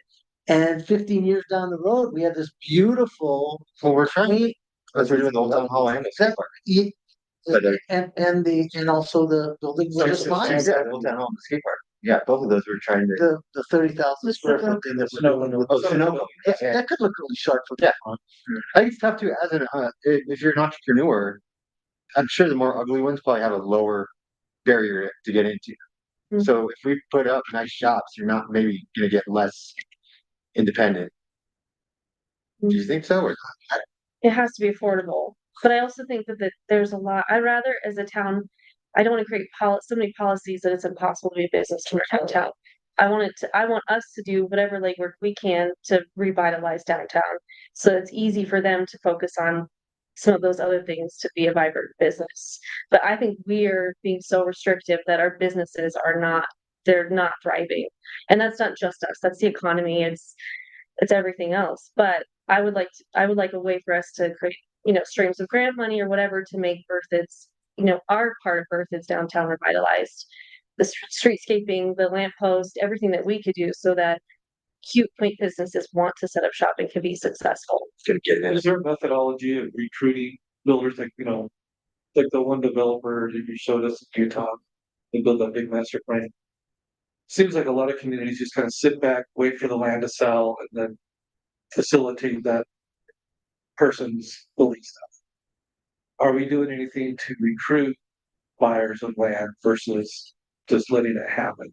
Yeah, so Walt has spent years contacting developers who have a niche for downtown redevelopment. Beautiful stuff, right? We've met many times with developers that did Denver Union Station, that we built. And I talked to them about potential partnerships, Old Town Hall and this skate park. There's some developers in Erie and Thornton and some folks that kind of specialize in redevelopment downtown. They're a very different developer, like a traditional suburban 300-acre kind of. And so what, are they the types that just going out and buying land and building, or are they the type that people are saying, hey, we want you to come? They're being incentivized, and we've offered them incentives, but Berthoud is still very risky in their mind, for an investment standpoint. And so, we're still small, relative to everybody around us. And nobody wants to be the first one to do it. Nobody wants to be the first one to invest $3 million in a redevelopment project downtown. So nobody else has done it. I don't think it's if, I think it's when. It's gonna happen. So that's why. All the big stuff that's going on. We're gonna be able to help facilitate it. We just haven't found somebody willing to take it on. So that's why I like the idea of the town taking initiative to do things like the skate park and Old Town Hall and flag Yeah. building, things like that. So look, the town's willing to invest, now let's bring you in. And now you can do it too, because we did it all. It will have a domino effect to everything we Isn't there a invest. white brick historic building that someone just redid and turned into apartments? Yeah. Would you consider that a success? I would. That was a very So beautiful. relative to kind of some of the other stuff we've talked about, is a much less expensive kind of redevelopment project. Right. Some facade improvement, minor facade improvement, and then interior renovation mostly. Building from the ground up, like on the skate park site, demoing and building from the ground up on Old Town Hall. It's gonna be significantly more expensive. But that was a great little redevelopment. Yeah, awesome. I'm so glad they kept it. On new modern 3 stories like these, every one of those would need their own elevator.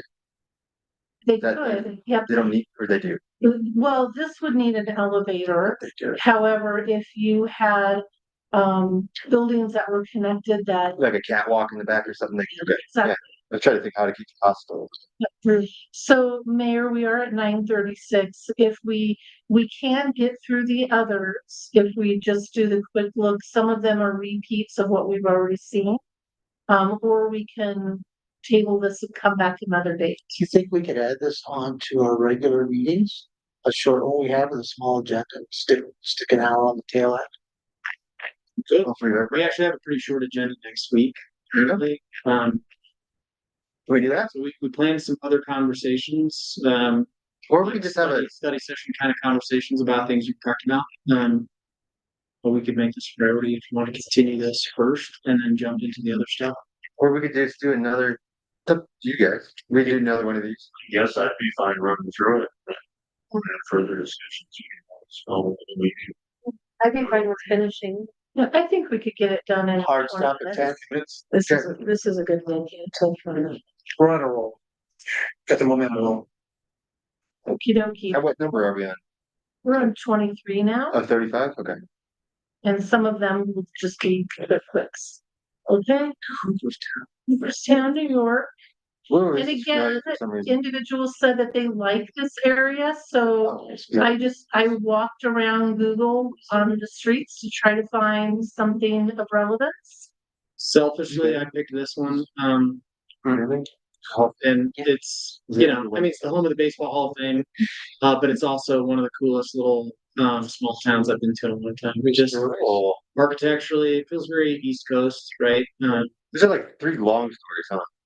But lots of 3-story, Oh, I guess. but still feels super quaint. Yeah, it's. But they capped it. A lot of similar stuff we've already seen, so I don't know that we need to dig through a whole lot of that. But just trying to show that I think I like the ivy on the side too.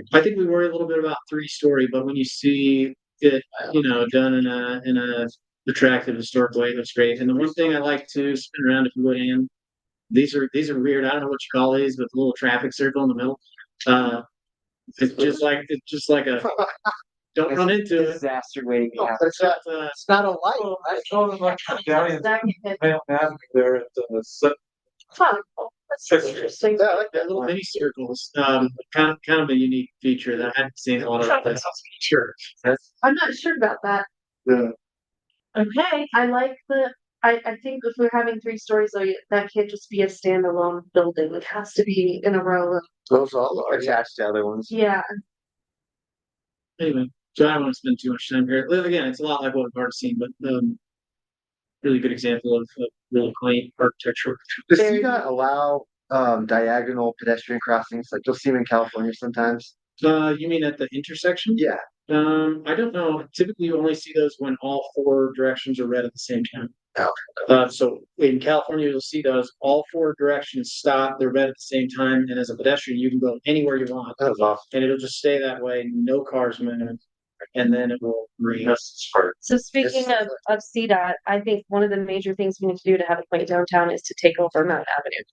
I think it needs to belong to the town of Berthoud. I think that's. So we can shut it That's what down. they all want to do. For They want us events. to take it all the way out to I-25. I think we should. I Let's think it drop should it in belong Hopkins. to the town. So I was just there 2 weeks ago, but they're downtown. This is kind of the newer part. If you turn around, they also have a new, what do you call it? Light rail going in. So they just put in a new 3-story and they made it look really good. This is where my sister lives, but the downtown is very walkable. And though it's surrounded by Minneapolis, it feels like a town too. So I feel like this is an area of small town charm, even though it's not a small town, because it's landlocked by other suburbs. And I would say this is similar to us in that there's a lot of different architectural styles, buildings built at different times. Right, when you see somewhere like Alexandria, Virginia, most of those buildings were built 150 years ago. Here, a lot of these were built like, you can tell, some of these were built in like the 80s, you know? Hopkins is an old town. I don't even know where the 3-story They looked really old, but my brother-in-law was like, "No, that's brand new. They put that in for the light rail." So that was it. It might be that one up there on the corner or something similar to that. That building in the photo, sorry. Oh, and they have that. Oh, that's a water. No, is that the clock tower? Like every town, historic little town has a clock tower. Clock tower. Like a. Cool feature, yeah. Sorry, That's where- gazebo, we're missing the boat. That's what we need. Replace the landscape sign with clock tower. Or the movie theater sign. Yeah, why, yeah, can we please, yeah, either of those would be Huh. bonus layers. Okay, so don't mind the turbulence. Yeah, You're there's- coming back into Denver. Movie theaters. Oh, definitely. And these are just really quick. This is a repeat of you. We've been here, we've done this. You don't like it. This is different than Centera. Architecturally, it's a little bit different.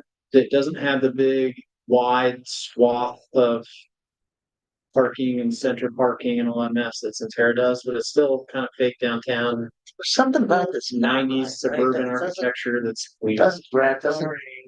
This doesn't feel right. I don't know. Yeah. Anyway, Okay. I think we were using that as a good example of what not to do. Yes, and some of this isn't necessarily what you want. Now, again, on this one, try to find what you might be looking for here, the Platt Park and South Pearl. I think that, like, over the archway over the street would be. so That's cool. Like Golden does that too. Yeah, that's very. They like, just, they We're just gonna put do that that up. on They Third Street. just put that up a year ago too. That's Like, really? So that's That's newer. really new. That arch. Yeah. I submitted this one. We used to live in this neighborhood and it's just, yeah. they're- Crazy. Right, We're gonna do that over Third Street by Eighth. We're gonna have a little. Yeah. It's just this one little like kind of strip. I mean, like there's, That, Nice. all the trees. yeah, if you go, if you keep skipping That's in around, Wisconsin. and if you go up a block, you'll see some actually highly renovated, restaurants. Keep going to like the next. This feels very neighborhood commercial to me. Yeah, like, Yeah. yeah, no, this area, like, these are a lot of like remodeled buildings. Is this Pearl? But that. Yeah, this is Pearl of Denver. Okay. Oh. But it, again, it feels Kinda choppy, I right? used to live by Tennessee. Done. None of the buildings match, none of the, Yeah, they're not the same shot, it's just, Yeah, but there's houses. yeah, a lot of the houses right along here are actually commercial though, or Yeah, like attorney's offices. Yeah. And actually, so in the Mountain Avenue plan, Yeah, this is exactly what the residential conversion district would likely be, Yeah. right? I mean, Yeah. we envisioned the Mountain Avenue overlay plan. It's a mix of businesses, old houses converted to businesses. And the residential conversion district starts at about Fifth. We okay, think it actually should probably move a little closer to Sixth, and it's really just a few blocks down to Eighth. yeah, But you get this transition away from that kind of core of town where you got 2 or 3 story brick buildings, and then it transitions into this a little bit kind of funkier, newer, but also converted old structures into businesses kind of space. So this is what that would look like. and could you just turn around one more time, I this. Yeah, like there's this kind of stuff like brand new as well, that like.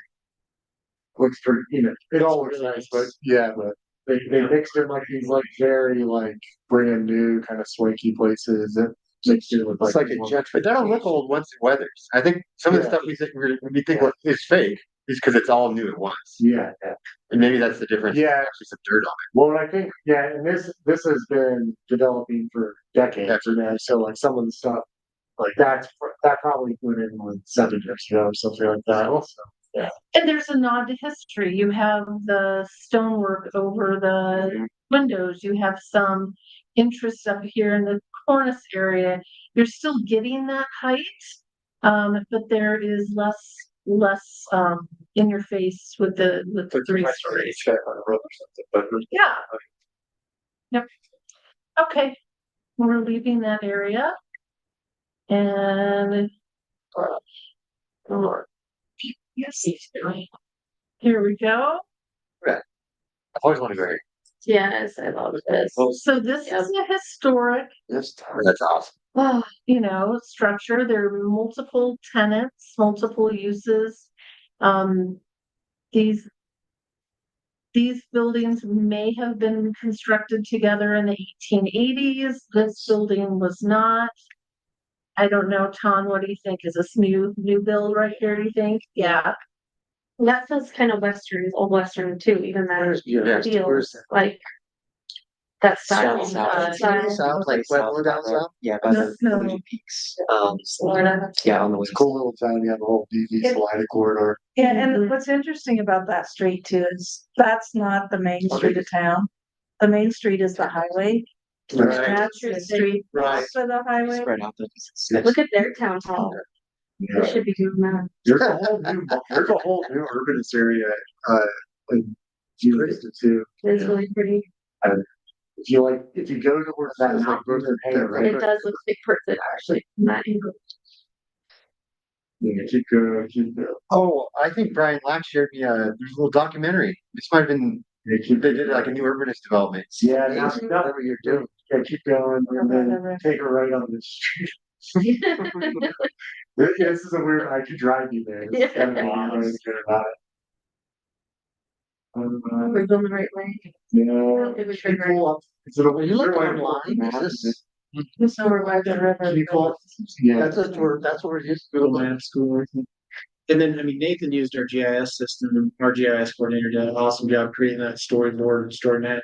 Where you kind of go from place to How far is Turris from this, do you know? It's called, oh wait, see where that surf hotel is? I mean, that's where we wanna get. Oh, yeah. If you go down on the little map or the little Oh, guy. and sent that map. I remember how we dropped the whole guy in. Yeah, that's the news office, right? Hotel. Is it down? It's down to the right. Yeah, this is the whole Go to the south. hotel. This whole Yeah. area right here. Deadwood, that's another town that's got a culture. Over by the other way. Over by Drive the. there. If you drive Over by this, Right here? Not quite. Feel- Oh, there we go. Okay. yeah, now you can see like this. It's nothing new, right? Yeah, this is all new. Yeah. That's really cool. That's new? Yes. Yeah, they did a good job making that. Yeah, there was nothing over there. So keep going though, because there's a Well, I feel like there's a. River Rock is very, Yeah, yeah, all of this that's is very Colorado downtown, right? Because River Rock was really available on this. Yeah, Brian's, You're talking River Rock was that. Brian's by Turris. There is no stack snow, stack river. Yes. It's kind of like a The developers did it 1880s to 1920s. Have you ever been, Arts and have you ever crafts been to thing. Deadwood, South Dakota? No. Have you? Can we spin around? Oh, there's the, are they both, are they parking on the, You just Um, feel it. can you go back to that car? Yeah, you're- Are they, is that the, Exactly. fold out things? I love places. Or that's Yeah, just it's someone so having a cool. Jeep. It's so Sure, that's just owning the Jeep. Yeah, this way you'll be driving motorcycles and all. Yeah. Stirs us in, blows it up. I can't, it won't let me go again. Oh, sorry. Yeah, that's okay. We want to trespass in some way. Yeah, the arrow, it will only let me go right or left, not. Oh. We've, Yeah. we've pushed. Okay. That looks like, that's perfect for Yeah. golf cart though. Like tiny little street there. Oh, yeah. You're right. This is Golf Cart Street. You need a golf cart like that. Alrighty, 10 minutes. trying to keep us on track here. Looking at downtown Interesting. Erie. Just When I was my first planning job in Colorado was as a Weld County planner. And Barb Kirkmeyer and I used to go to Erie and work on I have nightmares about your stuff. intergovernmental agreements in these small towns, and these streets were not paved Really? Really? 25 years ago. Really? What? Erie was teeny tiny. Yeah, That's a cute building on the left. My first job, my first project as a professional engineer in Colorado was in 2007, working on Erie's water master plan. I Wow. was like, we're gonna grow how much? We're gonna go, yeah, we're gonna grow. I was like, what? Now, I would love for you to think about, maybe we can't answer this tonight, because it's a bigger discussion tonight with you. Think about what about this is different than Bertha? Not much. What's unique? What about Bertha is unique and different than this? If we're trying to create unique and different, I'm not saying we are. Yeah. But if we're trying to create unique and different, what's unique? I think we have a urban fan and they're probably 2 decades ahead of us. I mean, I'm being serious. Well, in that case, it helped us out. Because, Yeah, now watch them fail. And, I mean, and some of their development, some of them do better. I think we have a better urban canopy too than this right here. Longmont doesn't have a big river running through it, but you think of their downtown, how did that evolve so much different than a town just 10 miles away? I mean, their main street in Longmont before overdeveloped. It was pretty cool feeling. And big buildings all the way down. And again, it's only a few miles, but it developed so much different in the same time period as Berthoud.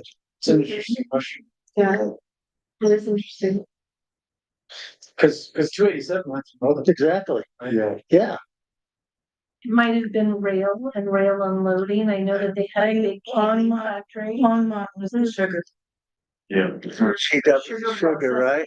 was Longmont, Longmont, you can still see it. Chicken, Oh, no, good. yeah, just apparently stink really bad. Oh, yeah. When I was a kid, I went along. They The did- process. They had a beef processing plant. Oh, up yeah. in Montford.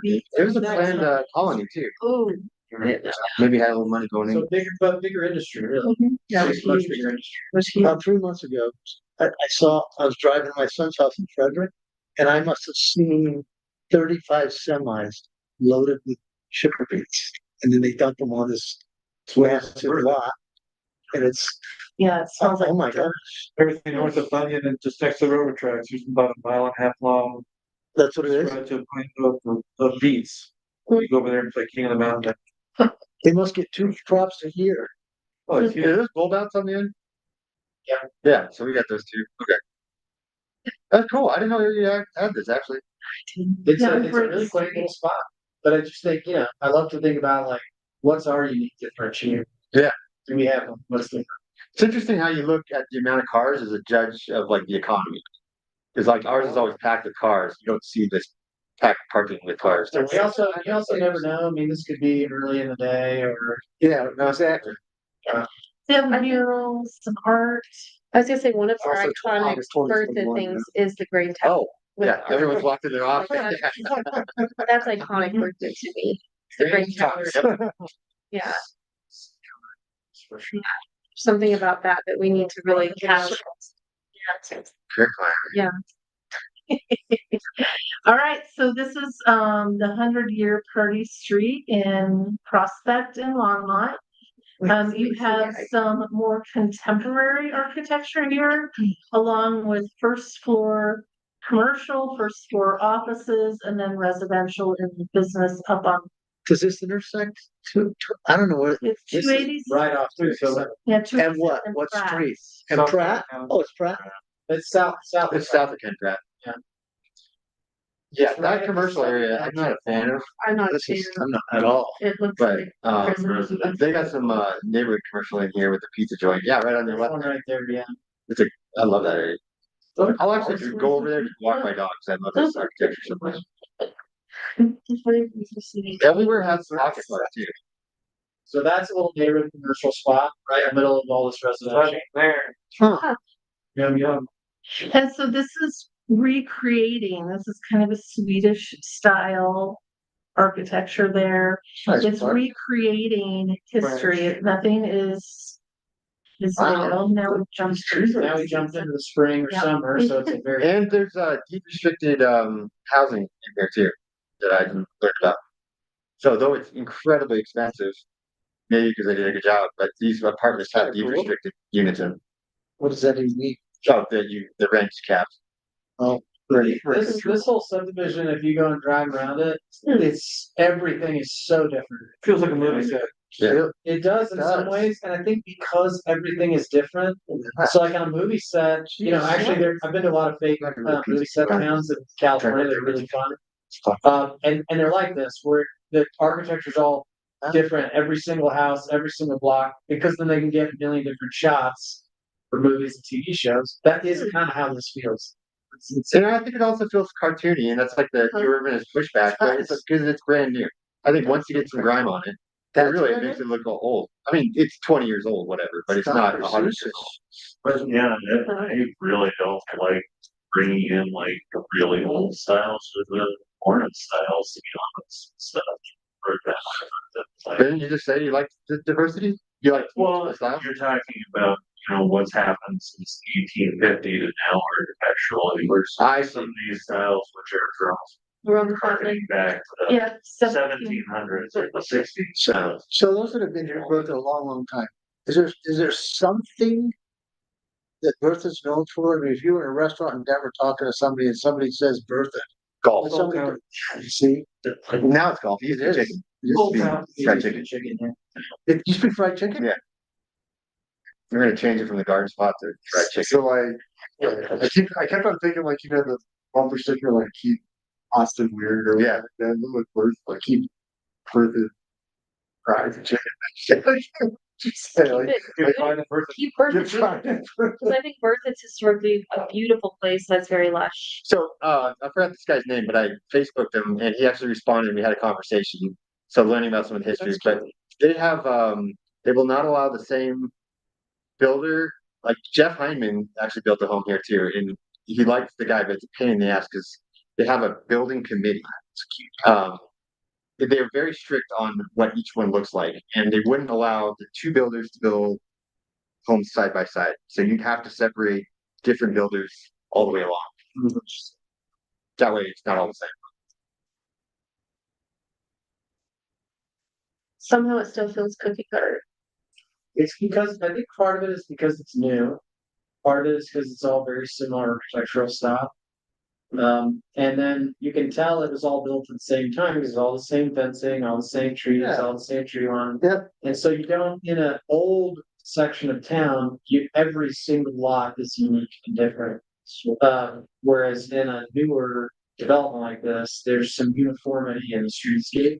And so it just naturally creates a very different feel. Must have an alley or garages in the back. That's really. And it's tight. It's very tight in areas too. Like they definitely. But it's actually, when you look at, when you look down the street, you just turn just a little bit and you can see where those cars are parked. It's still decently wide. Yeah. It's 2 lanes of parking and 2 probably 10 or 11 foot travel lanes in the middle. So it's not super narrow, but it is a little bit more narrow than maybe some of the. Oh, no, I take it back. That gets pretty tight right there. Maybe it's just the or the angle. I do like how. Can you go back?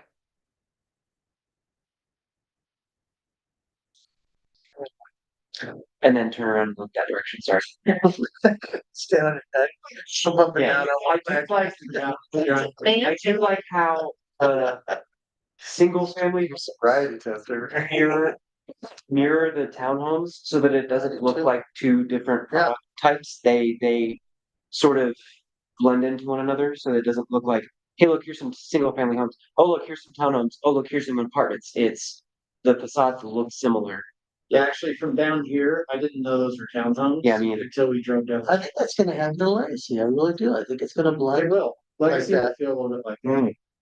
This is probably more like what you'll see in Legacy Park. Fronting the long linear park is this kind, this Right. style of development is probably what you see. Okay.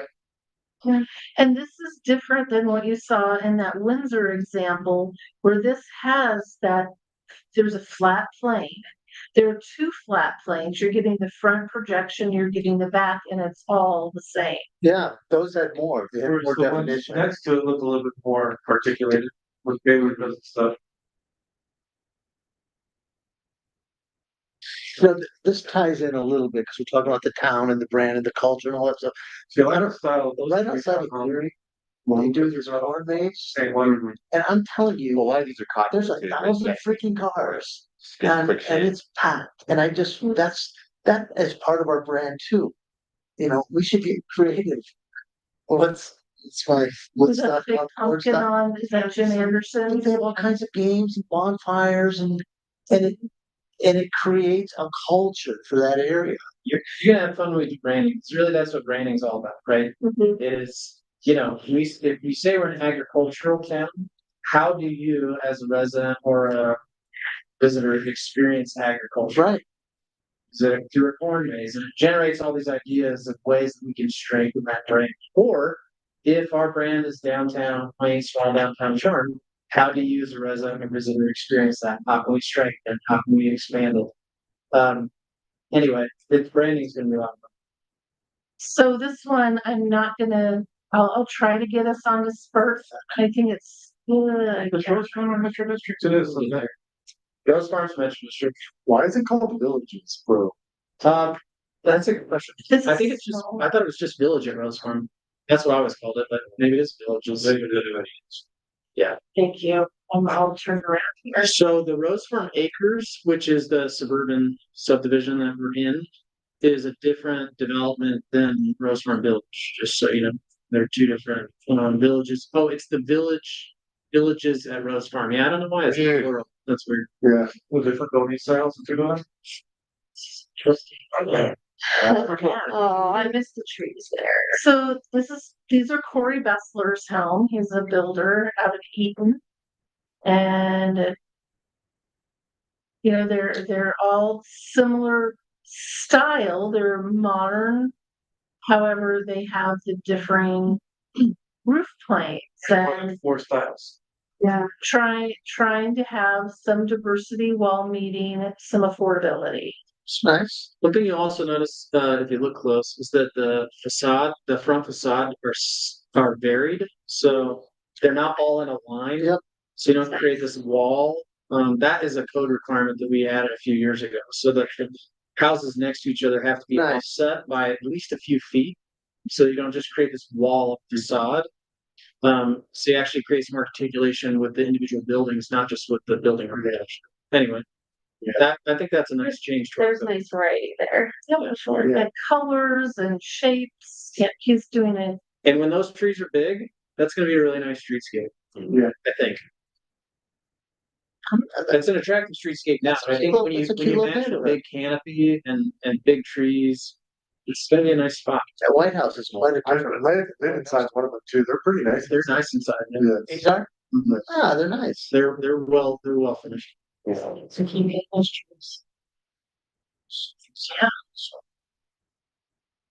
Alrighty. All right, it's 10:02. This is our last stop. Here's Mary's farm, Do Brad. we have one more? So I lied. We have one more. It's not that old, it's the nineties. I just wanted to Okay, yeah. share, I think we just That's want to 35 years. I guess that's old. Wow. Just go back to 2007. I'm old.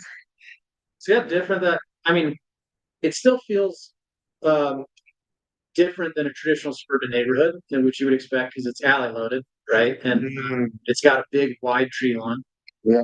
But it feels very different than now when the Yeah. trees are much bigger. That's incredible. You just see the complete difference from 2007 to today just because of the tree count. I can give you a history on the fight about to get those trees in there, and the developer did not want to prove that. I was pushed with the tree board. Didn't want to- And last stop here, let's jump to our So last. which side of Berthoud was that on? Where is it? That's the east side of town, right Okay. on First Street. Okay. South of Mountain, east of First Street. Okay. And so again, this is some paired homes, by Meritage. And the Google Earth doesn't let me go any further. That So looks you have like to use every your new imagination resident in USA. Where is this at? Yeah, where is I mean, this? This is The fickle. Fourth Mary's Street? farm is See on. that? Oh, okay.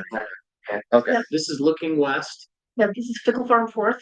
Are these like Definitely duplexes or something? Townhomes, Those Yeah. are duplexes, they're paired homes. Uh-huh. So And there's two units on those. They're alley loaded and they have this front walkway. Yeah, they're, And those will get mirrored on the other side. So you'll have this big, that's actually part of our trail system. That's why it's big. At that economic forum, they said things are really, really slowing down. Are we feeling it? I didn't think so either. and we stayed fairly steady with the new residential Yeah. from 23 to 24. And I think it had 16 already this month. It says mine for Are they talking about a building or are they talking about like the actual? These are psychologists. These are like, the world is getting to zero growth. So what surprised me, Colorado. Berthoud is a surprised area. People found out during COVID. Because you had that, I mean, talk about views, man. You had, you know. Yeah, I think that's one of the a tough part iconic, to see go. that's one of the iconic things about Berthoud is the Yeah, view. absolutely. Like, you don't see the peak so defined anywhere else along Front Yeah, I think Range. we have the best view. I do too. I do too. Okay, Maybe so that's what it before, is. oh, we did have Parishioner, but we're not going there. So before I act like Look at that town a hall building. It's actually nice. Saturday night live great. person and say goodbye off the airplane, Aaron had something connection. I just In wanted the to, upright block position. Yeah, I wanted to take the opportunity to, just do a little bit of training, if you will, on the issue that came up as I was walking into the meeting last Tuesday. the public comment, Mhm. I think pertain to an application that's pending Right, already the apartments. and is gonna be in front of you. Mhm. So we need to, I would have, if I'd have known that and gotten there a little earlier, I would have thrown the red flag. Because Yeah, well, we've got to remind folks that that's an application that's in front of you as a quasi judicial board. And you have to reserve all comment on that it's exactly what for we the did, though. hearing. Yeah. For the hearing. Yeah, no, that's When what we it's- did. We said we didn't, I kicked it Oh, with okay, Chris and I said okay. we won't respond, like, there's gonna be legal. Public comment. Yeah, I think Aaron's saying you can limit public testimony about it yeah, until the hearing. yeah. Yeah. They need to reserve their opportunity to, yeah, they need to, That's new because information, That's not new, interesting. yeah, new information. because you have to hear that when the applicant hears it and when all the rest of the public hears that. So we just have to But remind the people. public brought it up, right? So we Right. could like tell it, like, that's really interesting. Yeah. Like, I was clearly like, we can't say anything. And here, that's but, perfect. but, yeah, it's really interesting. Can't What say- I That they can't even What say. should we do? What I've heard other boards and commissions say, and they'll even put it on their agenda, is you cannot hear public testimony about items on the agenda outside that agenda item or items that may come before you in the future. Okay, let's put that on the, Let's do that. Well, Yeah.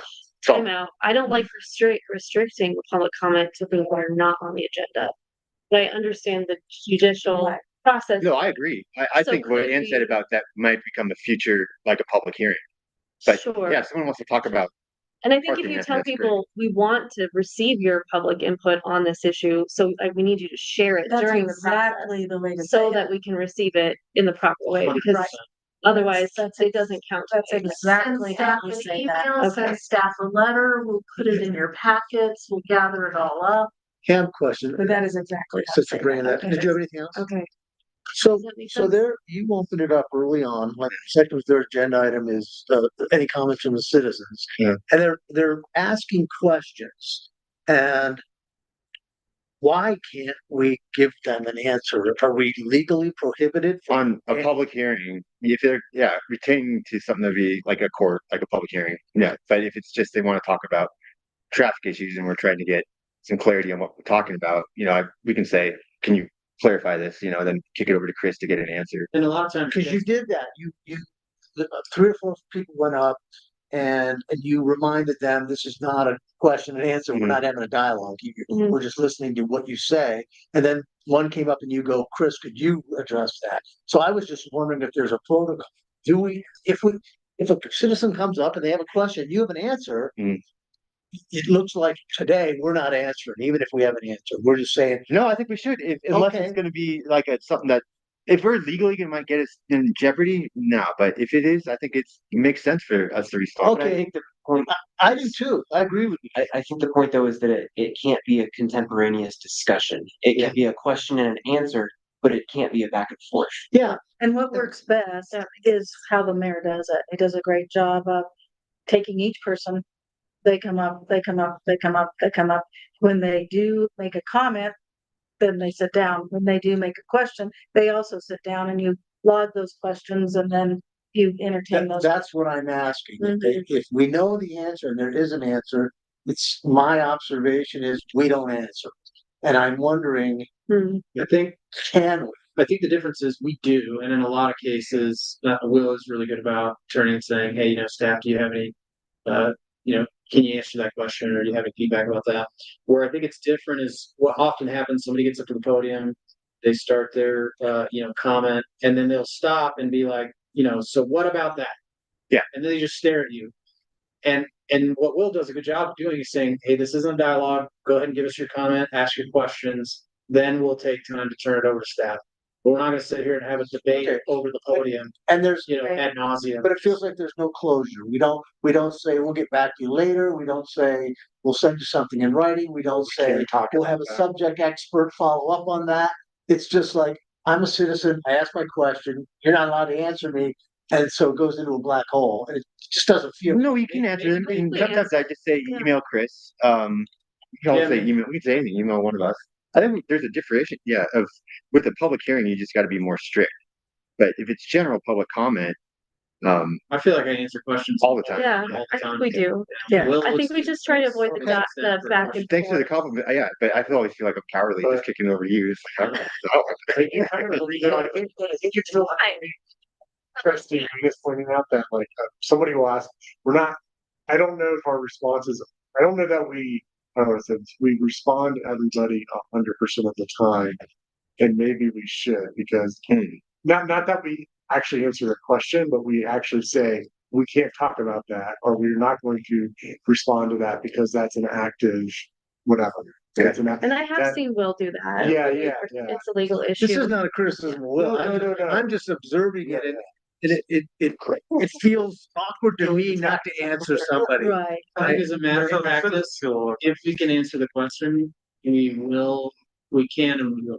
Mhm. Okay, And I think in most cases we do. And when we don't, either it'll be like, hey, staff, can you bring us an answer back or respond to this person? I reach out directly to people on a regular basis as a follow-up to the comments they've made at the board when the board Okay. asked me to do that. it's something I think just have our radar up on. Yeah. Maybe we can say That's that, the case, I do that's, believe that is the case. okay. maybe Now, we can Greg, say you that think it's disclaimer though, at the beginning, just like, when Ann and Tom get up, they have like kind of here's Mhm. like the 4 points of planning.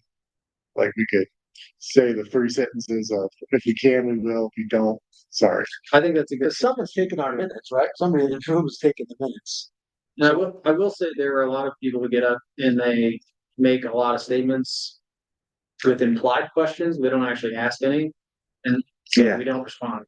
Not- So it's kind of an interesting, because A million what that questions. engenders is a debate, right? It's like, if you want to ask a question, I'll answer it.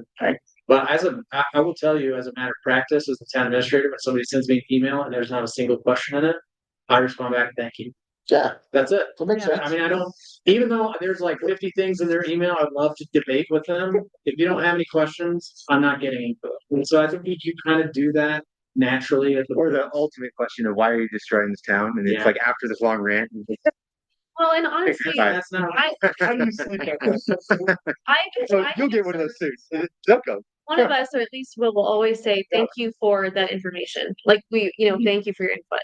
And at least acknowledging and receiving They're that coming in, information. Because in general, it's good to think about what people are saying anyway, not absolutely. just And always responding. to empathy the- that they're heated and Take yours for scared or mercy. whatever. Thanks for putting all this together, and thanks for walking good? us through all this. It was Mayor, really we good. have a closing meeting. I'm gonna shut this. You got one thing. One more thing on that. So several of you have received comments from the public about various land use cases over the past 2 years.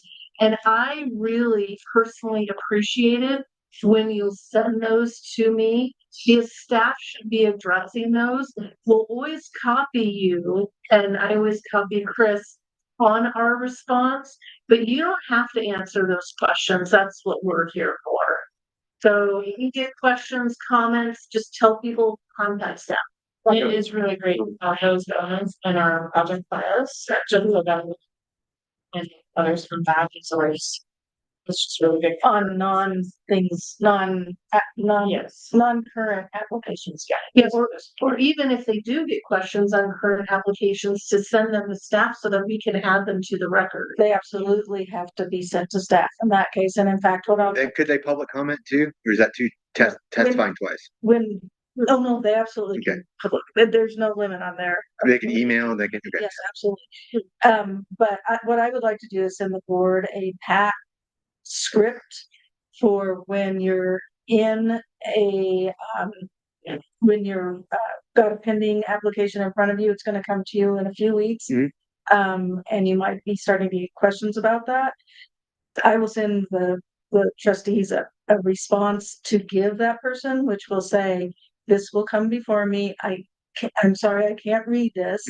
I will forward it to the director of planning, and please come to the meeting as well to make your comment.